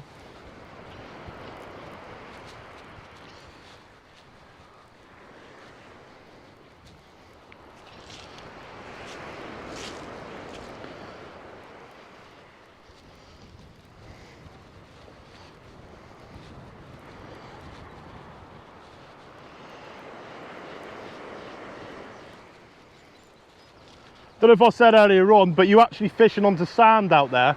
It's pebbles close in onto sand.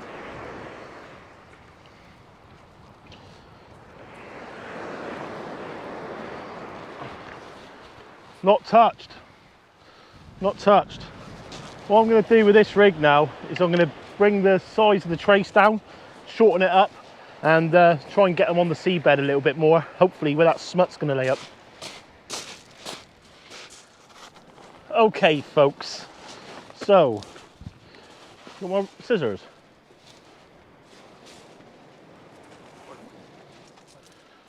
Robbing my scissors is. He lost his. Joseph, what happened to your scissors? He lost them in the sink yesterday as he was packing up. I said, you won't go and get them. He never did. Right, so crabbait off. I'm going to shorten this up a lot. So I'm going to probably go to about here, I reckon. Right, and then I'm going to basically take that in like so, and I'll put that, like the crab, the birds now eat the crab. I'm putting the line into my box so I can take it home. Right, so basically I'm going to put that hook on the bottom there now. Okay, and then pull tight.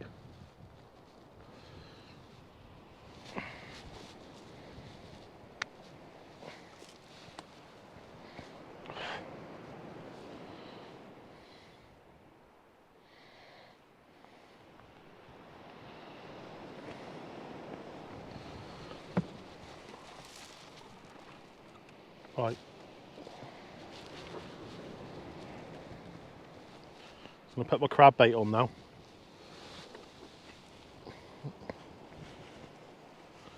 So what I'm going to do is I'm going to come down through, come up one of his Legos, and then bait elastic. Not massive baits, guys, as we said before. If you're fishing for the rays down here, sand deal all day long, okay? If you want sand deal. But for the hounds, really, crab is all you need. Tiny little crab baits as well, nothing massive. That water coloration is it's clearing up now as the tide's starting to flood.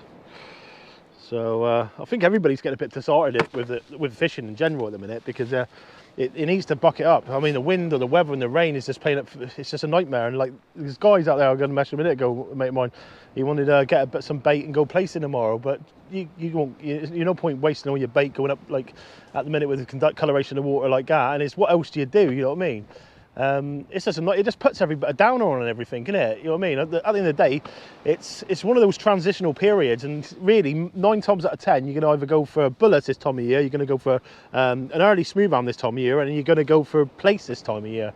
And unfortunately, it's the weather just kills it for placing, and I love placing. You know what I mean? You want crystal clear water, you want to get out there, sun, a little bit of breeze just to cool you down a little bit, and just enjoy your day, don't you?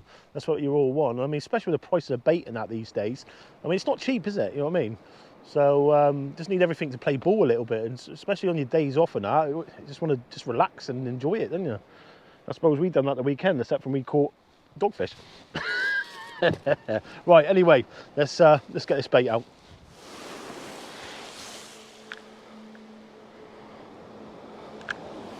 So it's what you call a running up and over rig, guys. Okay, the way it works is this: that unclips like that, that will drop down and it will leave a long flowing rig, and it's very good for smoothound. It might be a tad long, I might cut it down depending how I get on with this cast. I use them for gilts and that as well, to be honest. It's like a boat rig basically, and it can be quite productive. But I'm going to hit this one out again now. I've got a lot of side brace, so I'm hoping I'm going to get away with this mag set. I ain't turning them down because I'm actually loving these now. I think I've found my new favourite reel. Let's get one out then.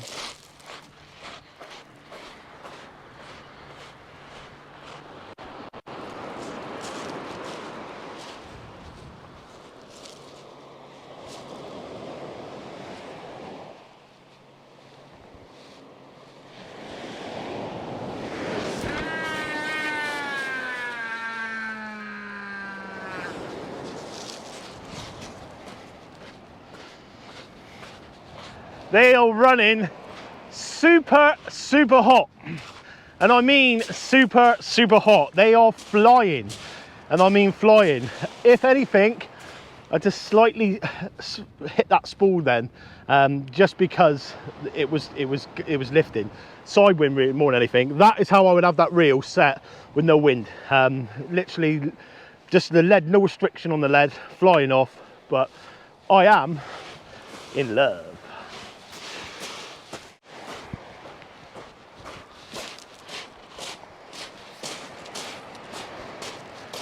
Joseph casting one out there on the horizon.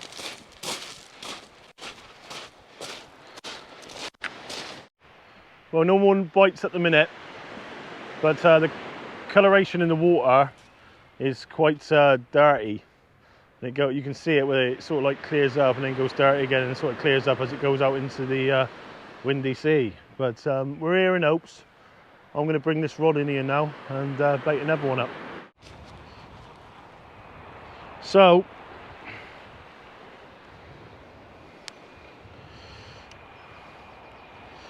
tighten the drag. We'll get him in now.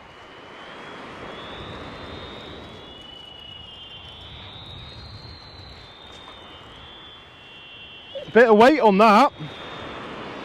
Could it be a dogfish sat on it? Thought I noticed a bite a minute ago.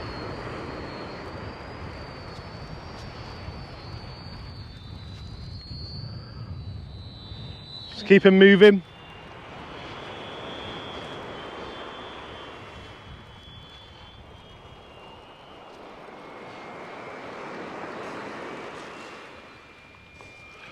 Going for a dogfish, I think.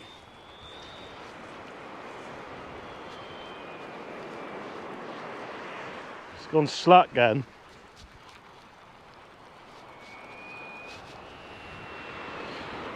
Went slack for a bit then. It might not be a dogfish. I think it is though, the way it was playing it.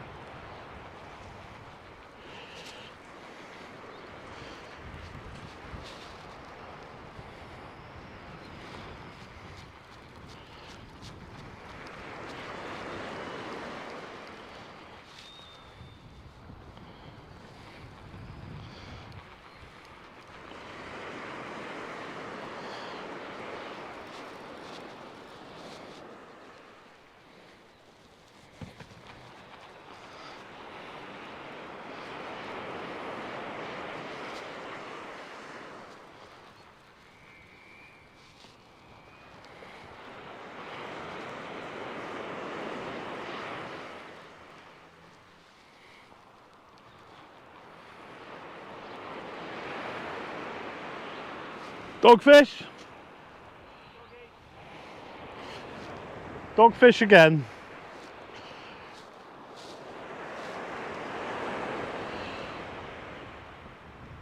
Joseph's just unhooking it. Chuck him straight back, mate.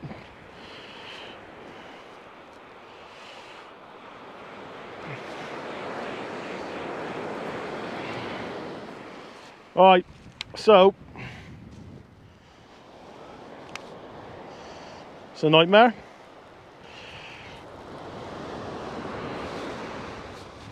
Drop rag down rig produces another dogfish.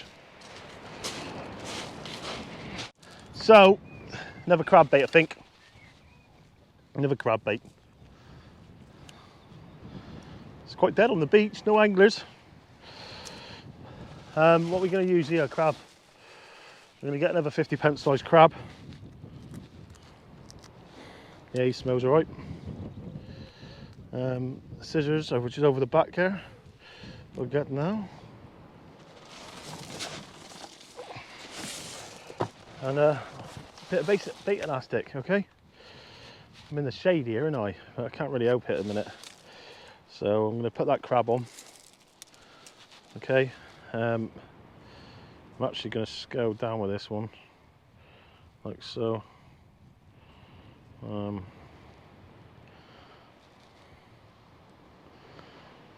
Yeah.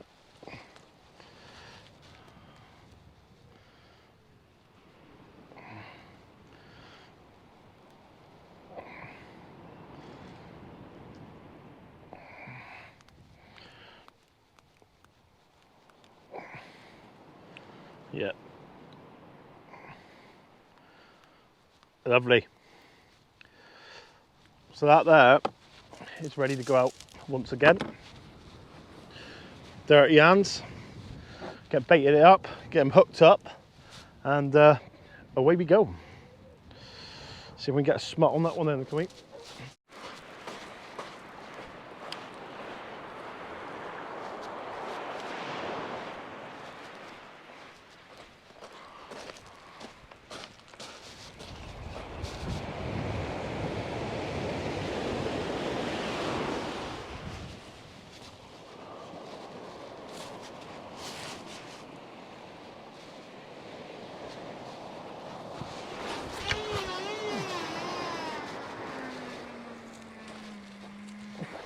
Put a step into that, which I shouldn't have done. So it caught me off balance. Shouldn't be adding steps in that when you're fishing. Crazy fool, crazy fool. Right folks, so what I've done now is change my rig slightly. I've just swollened it down. The reason being, I had a bite on that then, but I don't think the fish is hooked. And the reason being, I think it's picked it up, and as it's gone to take off, it took too long basically for it to kick in, and it's just felt it and just dropped it straight away. So not looking at wanting that to happen again. So on that note, I've shortened my tracelet. So basically, as soon as that hound picks up, it's got about 1.5 foot to take, rather than 4 foot. And hopefully it can make the difference. As I said, I'm fishing a bit big hooks for where I am, but more than anything, I'd like to see a double out. It'd be lovely to get a double out for the camera. And yeah, it's the way to go. So that's the crab bait there now. Straight onto Saltigas. Only one thing left to do. Let's get him out there. So I'm just going to clip this up now.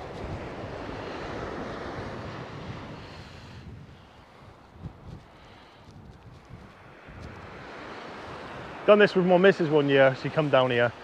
She had 3 fish out, smaller, like £5, £5.5, £6 tops, and she was giving it to me all night. And it come down to about 1:30 in the morning, and I pulled a 12.5 pounder out. And see her face then, but just sticking to this.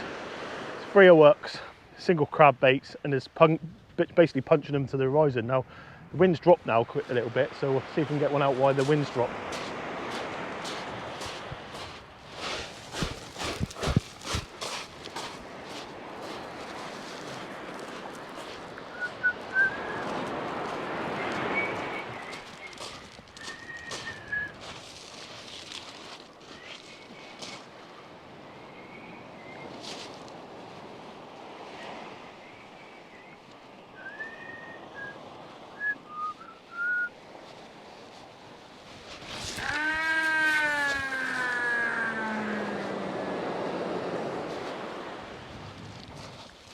So you want it.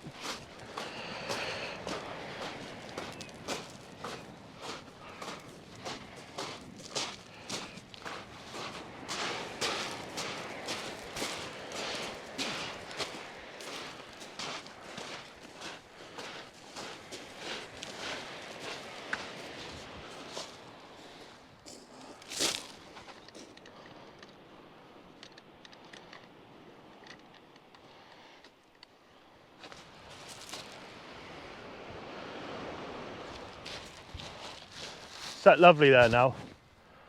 So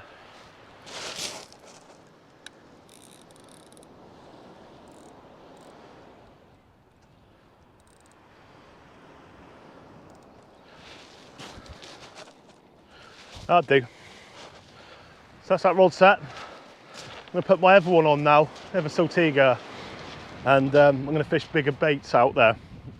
See if we can find that bigger smut. So what I'll do is just, as I said, just release the drag on it, put them back in this reel case, stored nicely then. Not sure what time of time is now. 6:30. So really, we've probably got maybe an hour and a half. Maybe give it to about 7:30, 8 o'clock. Maybe an hour then, and then we'll call it a day. So it's been nice to get out. We've got an hour's drive home. Work in the morning, same as most of us. But at least I get to cast this one here out as well. But I've got to put a shock leader on this one again. So I mean, these are brand new reels, these. So I'll put a shock leader on straight away. I won't bore you with that. And then we'll see you back on the bank. Alright guys, so just gonna pack up my gear a little bit here in a minute because it's starting to get a bit untidy. So headlights in there just in case I need it. I'm not going to really need that now. I don't think we need that tonight, will we, Joseph? Get a lead out here now for my. I'm going to fix leads here today. That is my Bristol Channel rigs. These are my pulley rigs. So what I'm going to do, I'm going to scale that down. It's a drop down rig as well, isn't it? So do I fish a drop down or a pulley? Thinking pulley. I'm thinking pulley. Put that back in here.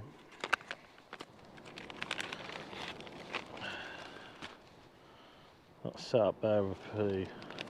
Can use that because I've got to change the hooks on that anyway, so I'll use that one there. Put them back away. Me 7HT's in there out the way. Wheel casing out the way. I don't think I'm going to need a sling today. Let's get a bit more prepped here and that, ready to rock and roll. So that's that. So what I'll do now is I'll get my rig body. Like so. I've got a swivel on that, so I'm basically cutting off my trace line. Put the hooks in the bottom, put the line ready to go in the rubbish bag at the end, and then I've got long ones. What I've got set, these are my array rigs, and I don't need this long a pulley for what I'm about to do. So I'm going to use about 3-foot pulleys now. Okay, so I'm going to cut that in half. As I said, they're really made for blondes. I use like 6-foot pulley rigs when I'm fishing for blondes. And I wonder if we're going to see another fish out. So I'm going to store all that together, okay? The main thing I find in these beaches especially is fluorocarbon. If you can try and use fluorocarbon traces, not too bad with the murkiness there today, but I find especially in the daytime fishing, not necessarily in the night time. Nighttime you always do better down here. I've always found anyway. I've got the pliers. Thank you very much. So, set my leads once more on the end. Turn them in. Turn them in. Turn them in. Looks a bit prettier like that, doesn't it? Yeah. So I've got my imp on that side. I can whack that straight onto the imp now. Now I will put my rig body away, my shock leader away. Hopefully I don't need that again. And I'm hoping that reel is going to be set up as the same as the other one, so I might have to get ready to thumb it on the first cast. I'll get this trace line here now. Okay, like so.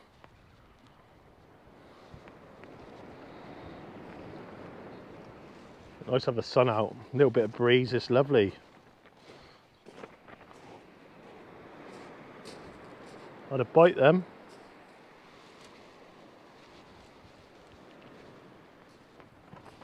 Didn't have a bite, did I? Do love those glass tips. Wind. Fish, Joe? Nope. I'll go in there like that. Short pulley rig. There's a trace line back in there. Get one of my smaller hooks now. Okay. Is that my reel?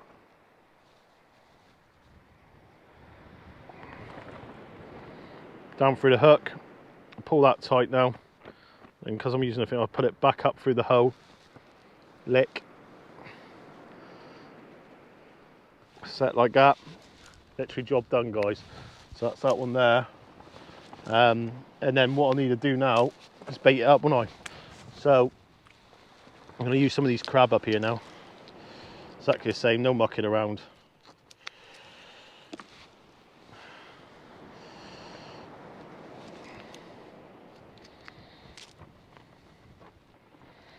Turn the crab inside out, try and get a bit of juices there.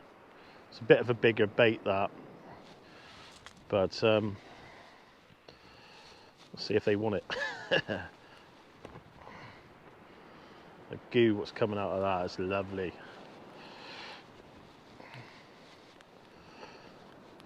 It's weird because you look at the bait sometimes and think, that looks nice. And I dare you to put it in your mouth and eat it, because half of us wouldn't dare. But you look at that there now and you think, yum. But I don't know what I'm thinking yum about, because it's it's quite gooey. But hopefully that will do the business now. Just trim that down a little bit, and then yeah,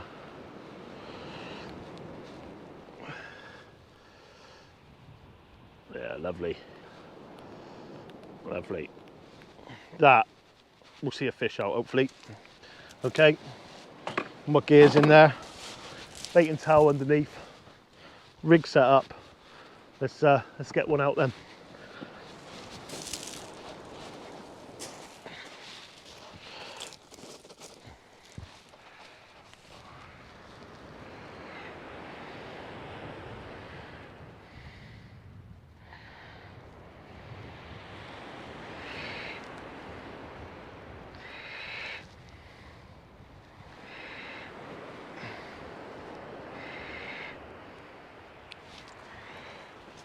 I'm actually changing the gripper. Changed my mind. I'm going to use the Conti lead on this. See if we can find a smoothound out before we go, eh? As I said, it'd be nice to stay to high water tonight, it really would. But unfortunately, due to work in the morning and stuff, we've only got a short session really, but there you go. Crab bait, hook down, see if we can get one out. Okay guys, so I'm going to try and hit one out here to the horizon here now. I've got a Conti lead on there, so let's see how we can get on, eh?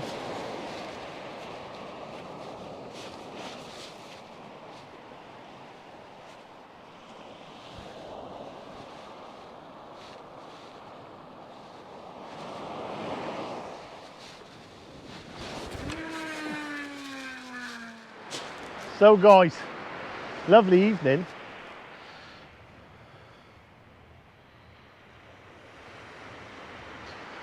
Ten to 7.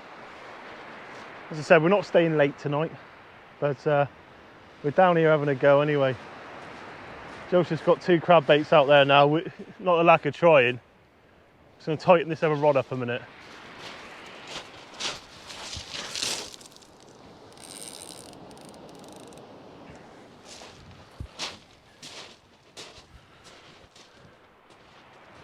Tip slightly arching over.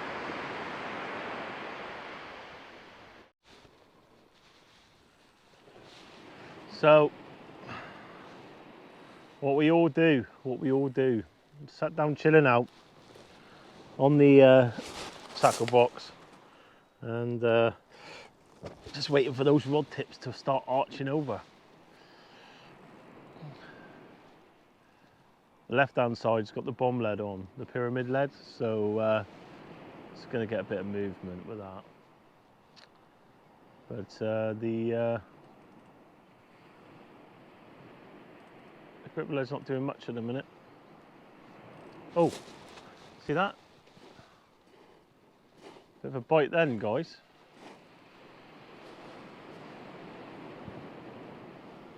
Just drop back slightly. So the hook could be too big, and 9 times out of 10 I would totally agree with that statement if anybody thinks it, because really for what I see on this beach, especially in the daytime, you don't need to use big hooks. But I'm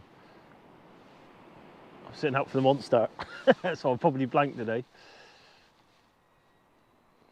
When I say monster, I'll be happy with a £10 fish, and I know a £10 fish would take a 3/0 hook all day long.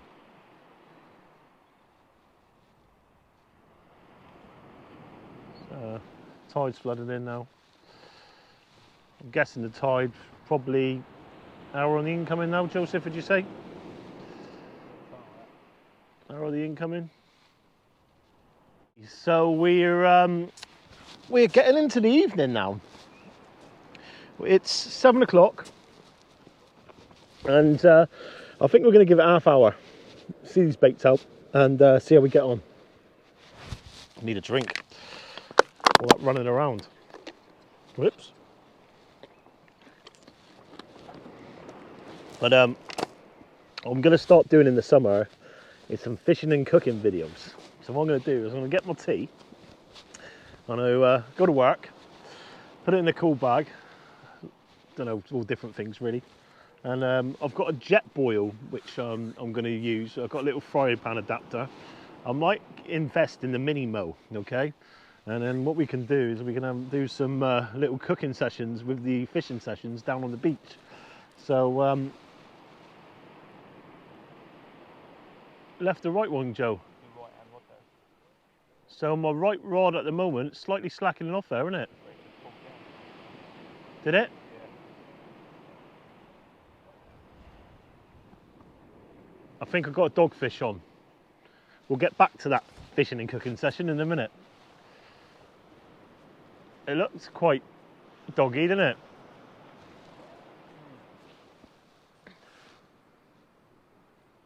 Hopefully that should start pulling and you'll start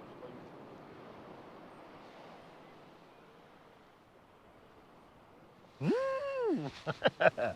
But no, as I said, we're going to have a little bit of a play. It's nice to get out on the weekdays. It really is, and the weekends is. You know, I've got a lot of local beaches which fish really well. To be honest, you've got Slapton, you've got B Sands. I mean, I might even do like a little adventure around some of the different beaches, Blackpool Sands and that.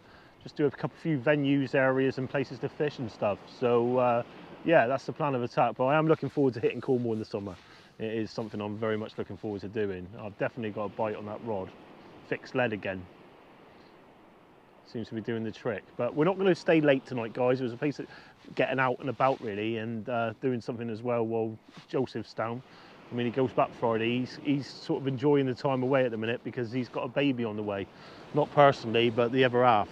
So apart from that, once the baby's popped its clogs, so to speak, he will be under the thumb at home looking after all the kiddywinks. Is that right, Joseph? So unfortunately, he's making the use out of the weather and the fishing now. But he lives quite a stretch away from me. Where do you live again? Yeah, what was it? Was it Kent? Surrey. So he lives up in Surrey. So he comes down to Devon and spends. Oh, here we go. And we're on. The way that went, that's got to be a hound. Yeah, I would say so, mate.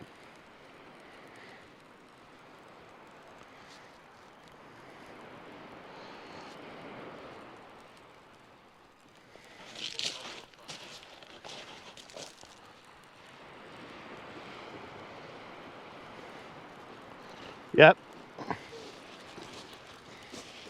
Here we go, smoothound alert.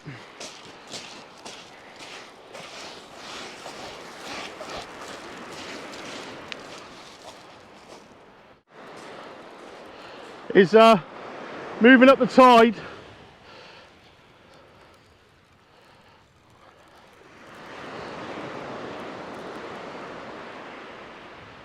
Not bullying it too much because of the trace line. So I'll try and go in with a tide now.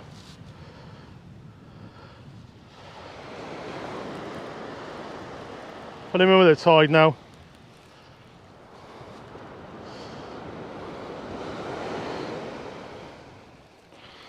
And there we are, guys. Exactly what we wanted. Lovely sport on the T9s, the glass tip.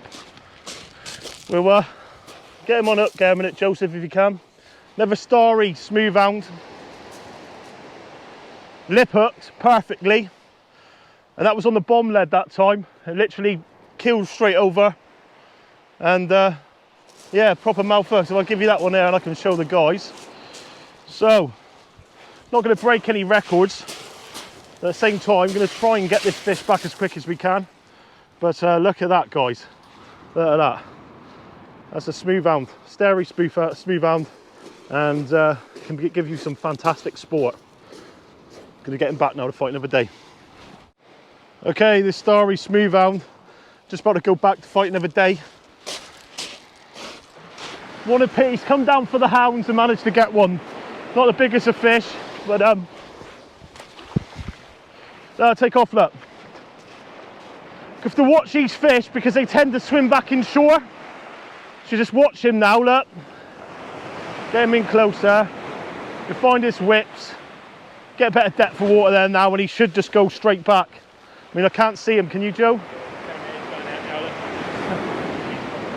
Just double check. I think he has gone. Yeah, he's gone. What a fantastic day down on Branscombe beach, guys. I mean, we come down after work for a few hours, had a few spare crab to use up, had a couple of smoothound down, not the biggest of fish, but fantastic day. Now we're going to get off and hopefully get a bit of grub on the way home and look forward to our next adventure. Tight lines.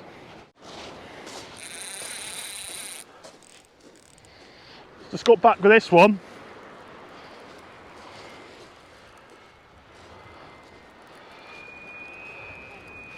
Right, lots of weight on this.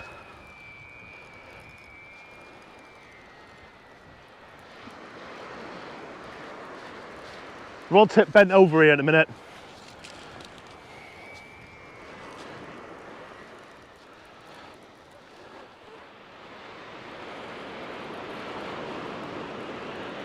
I don't know. It's a lot of weight.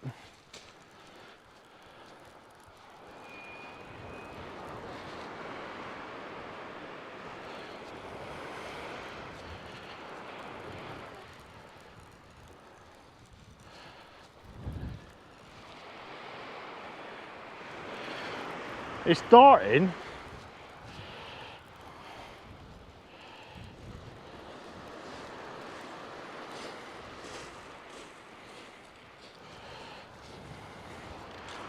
Comes and buses, doesn't it? Like waiting for buses. Wait for one fish and they come in once. You tell as soon as it comes inshore, as soon as it sees a beach, they start darting off. There now.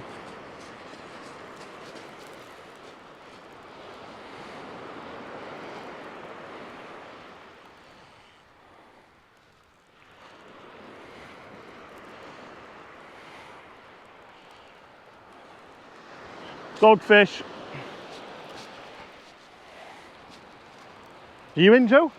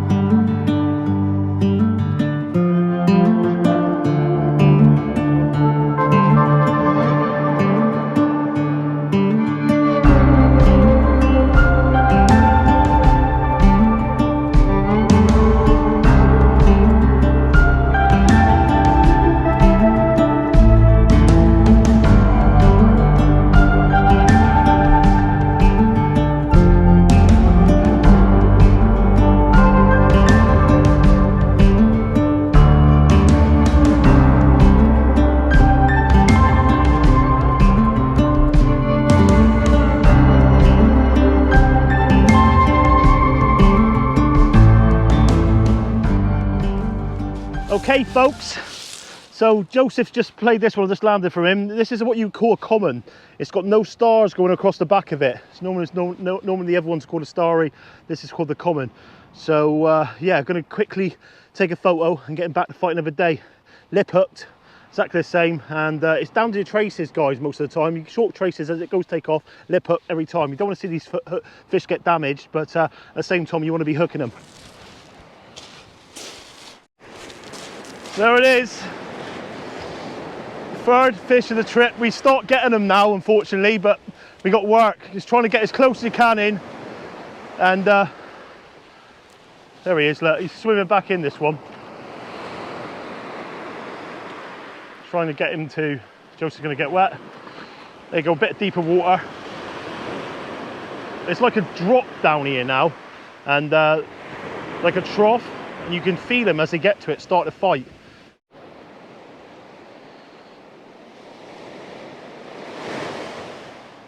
So that it is, guys, that's Branscombe Beach, East Devon, and as the sun goes down, it's time for us to leave, unfortunately, but what an absolutely fantastic day it really has been. I mean, a few hours in the afternoon, we've had a few fish out, dogfish, beat that blank and managed to get a hound out, used the spare crab up, and that's all you can ask for at the end of the day. We've both got work now, so as the light goes fades, we'll leave the beach as it is, and we'll head home, maybe get some fish and chips on the way home. But just goes to show, go to like one of your local beaches of the evening, a couple of hours, and you can produce fish, and it gets you out there. And unfortunately, sometimes it's better to be out there trying than sat at home. And even if you can't get out for long sessions, pick your tides, pick the right things, venues, baits, etc., and just give it a go. Sometimes you get them, sometimes you don't. It's all fishing. Tight lines, guys. Okay, we were leaving, but unfortunately, you know what happened. I don't need to explain. We had a couple of fish, so we're going to give it another bait up each, all right, on both rods. The hounds seem to be there. We just both had one in the matter of seconds, so while they're there, you can't really go, can you, really, if we're honest. So yeah, it's a case of doing exactly the same thing again. Now, I literally had that one there. Every time I put a whole crab bait out, I'm getting dogfish. Okay, so I had that one there on half a crab. So I'm going to do exactly the same again now. I'm putting half a crab on, but I'm also going to use my, what did I do with the bait the last day? Don't know. Use some of his a minute, it'll be all right. Round in like that. And hopefully we can see another one out before it's time to go. I mean, if the fish are fishing, why not? Exactly what I said though, they're all fish like 5 poundish really, which isn't fantastic, but it's better than wasting crab, isn't it? So I'm going to put a plain lead on that one as well now, and that one there seemed to do the business. I think it's sort of like tucked right off. So just little small compact baits tied down like that, and let's go and see if we can get another one out.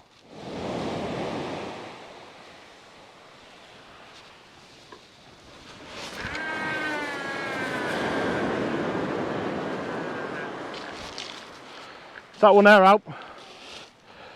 See if we can get some more. So that one there's out.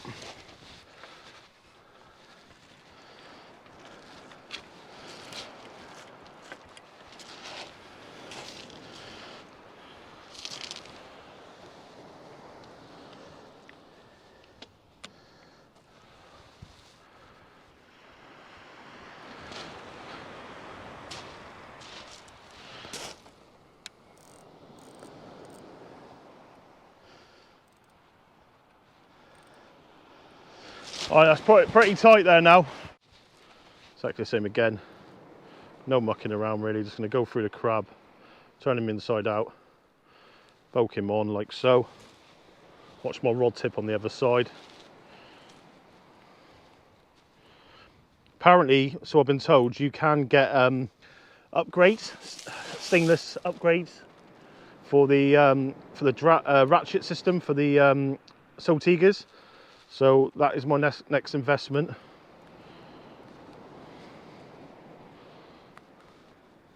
Apart from that now, I'm really happy with him, I've got to be honest.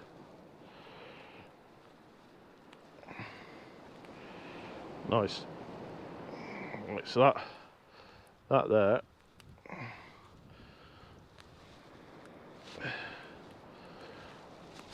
It's pretty much ready for another go. So we'll get this one baited up. And this is our last cast now, no matter what. All right, so we're going to basically wash everything down, give the crab some water, get the rubbish in the rubbish bag, and head off to the car. So tight lines. So I'm going to get this one out quickly now.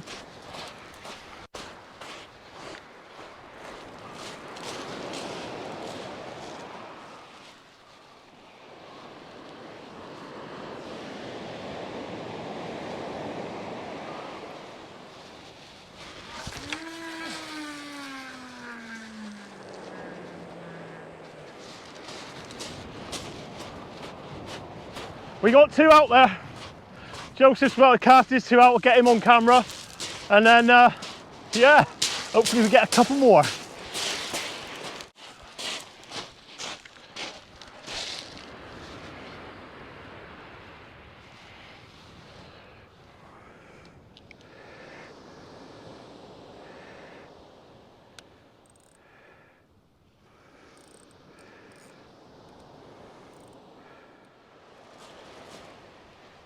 Joseph casting out now.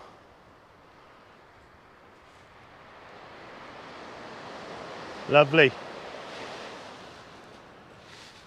Got to be on the ball now, but as you can see here, he's been having on one of his place pop-up rigs, literally smashing them tiny hooks.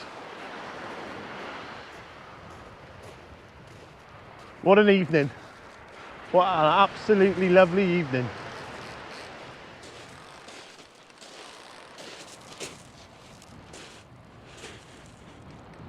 Amazing me what those sea line dowers, fantastic drag, and then the Saltigas were like 4 times more expensive. They put rubbish drags in them. Ratchets, it's terrible. So, 2 crab baits out there. Joseph's exactly the same. These are our last cast, guys, okay? So we'll start packing down in a minute. No matter what happens now, it's game over. So what we'll do is in the bait, we'll get the baits in the bags. We're going to chuck them in the bin on the way home, and we'll give the crabs a drink. But what a fantastic day. I've really enjoyed it, to be honest, coming back down here. It's brought back so many like fishing memories for me. When I first come up from Plymouth, when I was in like in early 20s and that, I'm not fishing all the time and stuff. I needed to get an hobby, and I sort of like went back to sea fishing because it's something I always really liked. And I used to come down. I used to live in Exeter, and I used to come down to all these beaches and fish like Jacob's Ladder, Sidmouth. You get the small lides and that off there, and then we like coming over the Branscombe, Seatown, Eep, Beer. There's loads of different ones. Like we used to spend a lot of time up here, and starting work our way up to Chesil and stuff like that. And a lot of fun memories. A lot of fun memories. I'll tell you a little story about this mark and Seatown. This bank here wasn't always here. It's happened from the storms where it surged up, pushed the bank up. It was more of a gradual slope down. And a couple of guys what I know were fishing, and it was back in the Tilly Light days, and they had the Tilly Light down anyway. They're fishing along, and as they were like fishing, they looked down and noticed loads of like the sea bugs and that coming back up over the stones and stuff. Didn't think nothing of it, and as they turned round, they were about to get hit by a rogue wave, and the rogue wave literally come out and took all the beach. Literally went right back up to the cliff. They managed to grab some of their gear, which was their rods, and put it and like literally run back up and jump up the cliff. What's behind on the bank and that now, and the sea dropped back. They lost a lot of their gear in the water. It was pitch black in the night. They managed to find some stuff, but it goes to show, like I said the other day in this outcome video, the sea can never be taken for granted, guys. It really can't. I mean, you've really got to watch what you're doing when you sea fishing. It's a lot different than fishing with like a carp pond and stuff like that. I mean, that will kill you. I know it's flat, calm and lovely today, but even certain times when it's flat, calm and lovely with the riptides and stuff like that on surf beaches and stuff, when you're out there in your waders, you've really got to be careful. But it is a very nice place to fish, and as we've seen today, it can give some fantastic sport. I'm going to start packing down now as the light fades. I mean, that was our last cast, and what we'll have to do is get the bait sorted in a minute, Joe, won't we? So, what have I got in there?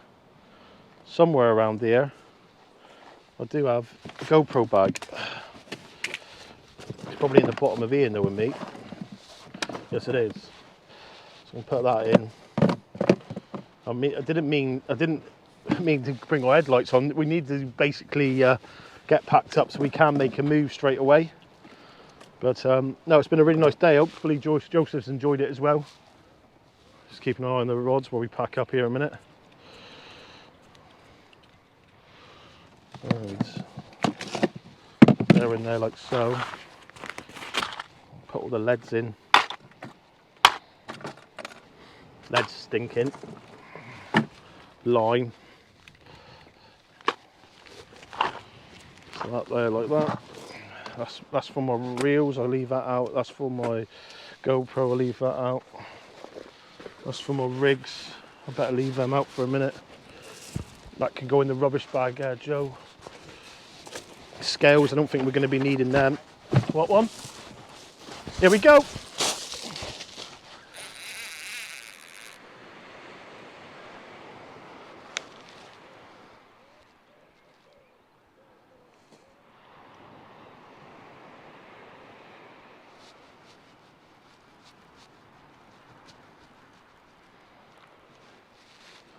I think we missed that one, Joe.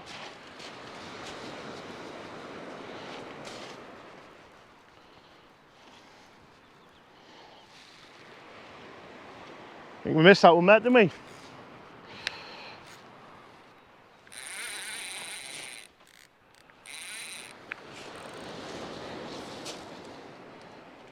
That's what we get for packing up.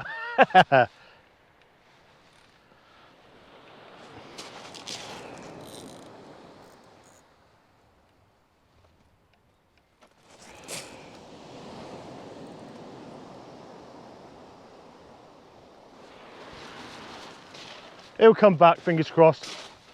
Carry on getting packed up here.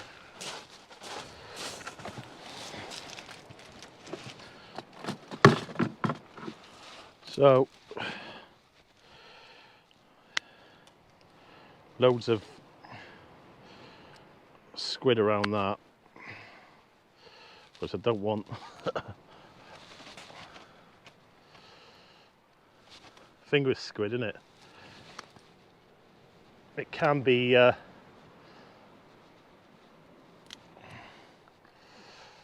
that in the bag there.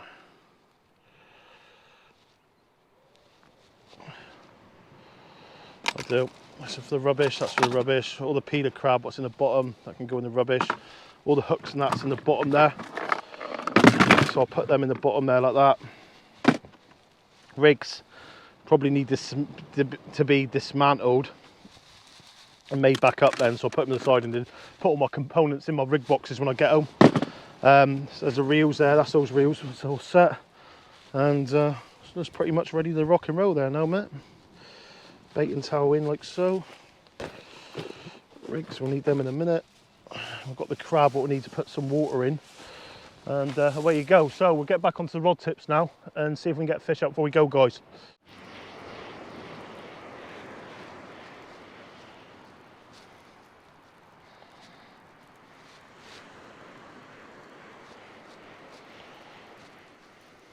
We get for packing away and not watching your rod tips.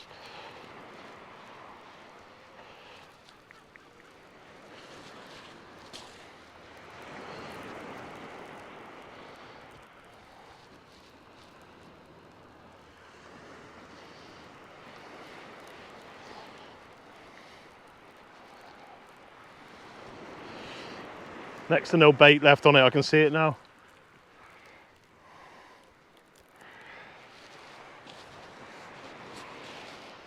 We're getting packed down now, guys, because the The light's starting to fade. But yeah, see how it goes. And if we end up nothing of these within the next 10 minutes, the overpack goes down as well. But yeah, pleasant evening.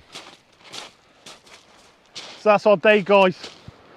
Last cast then. I missed the hound packing up, unfortunately. But it is what it is. It's one of them, innit? Can't win it more. Should have been watching my rod tip really, but I was trying to scale down because we got a bit of a drive back to Timber, and trying to get back to the car before it goes dark really. But yeah, fantastic day out. Take that hook off, put that in the tray.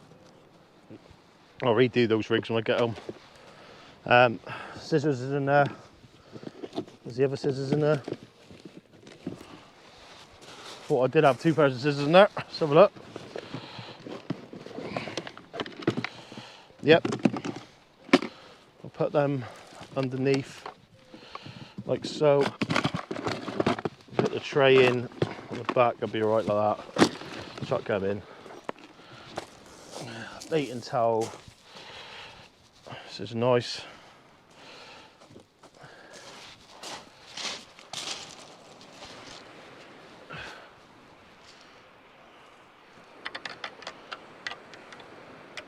My new favourite toys, 100%. I love them. When I had them before, they were too slow, and as I said, they're flying now. On the edge. Right, we'll get it packed up a minute, guys, and we'll head over to the car park, and we'll call it an evening there. But as I said, guys, I hope you've enjoyed the productions. Try to do our bit for you. I think you'll notice with what we're doing at the minute, the sort of different content compared to what we normally do. I mean, we've sort of tried to cater it a lot more for everyone rather than just specimen. And at the end of the day, it's fishing, guys, isn't it? And even though it's a lot to do with my passion for the sport, and when you're doing videos like this, people want to see fish being caught. And it's to be honest, I think I've had some really good feedback and really good emails and messages from you all on the channel. I'd just like to say, for those of you who are new to the channel or are watching this video for the first time, please hit that subscribe button. It really helps out, guys, with making more content and getting out on that, because at the end of the day, it's not cheap going out like 3 or 4 times a week trying to go fishing, and every little bit helps out really.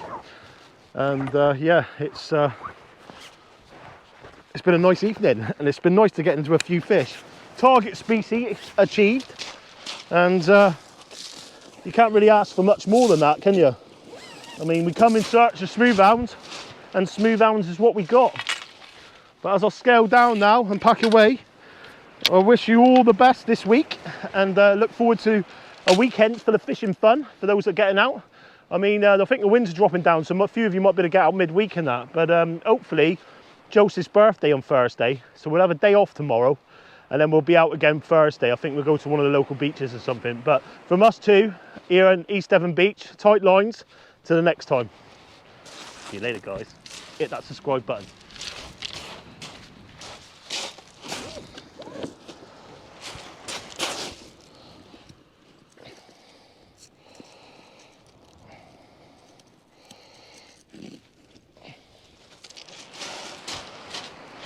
I ain't joking.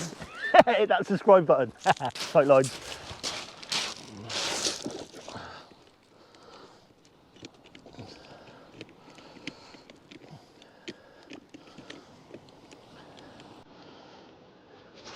You all thought the music was going to start there, didn't you? It is now. Cheers, guys.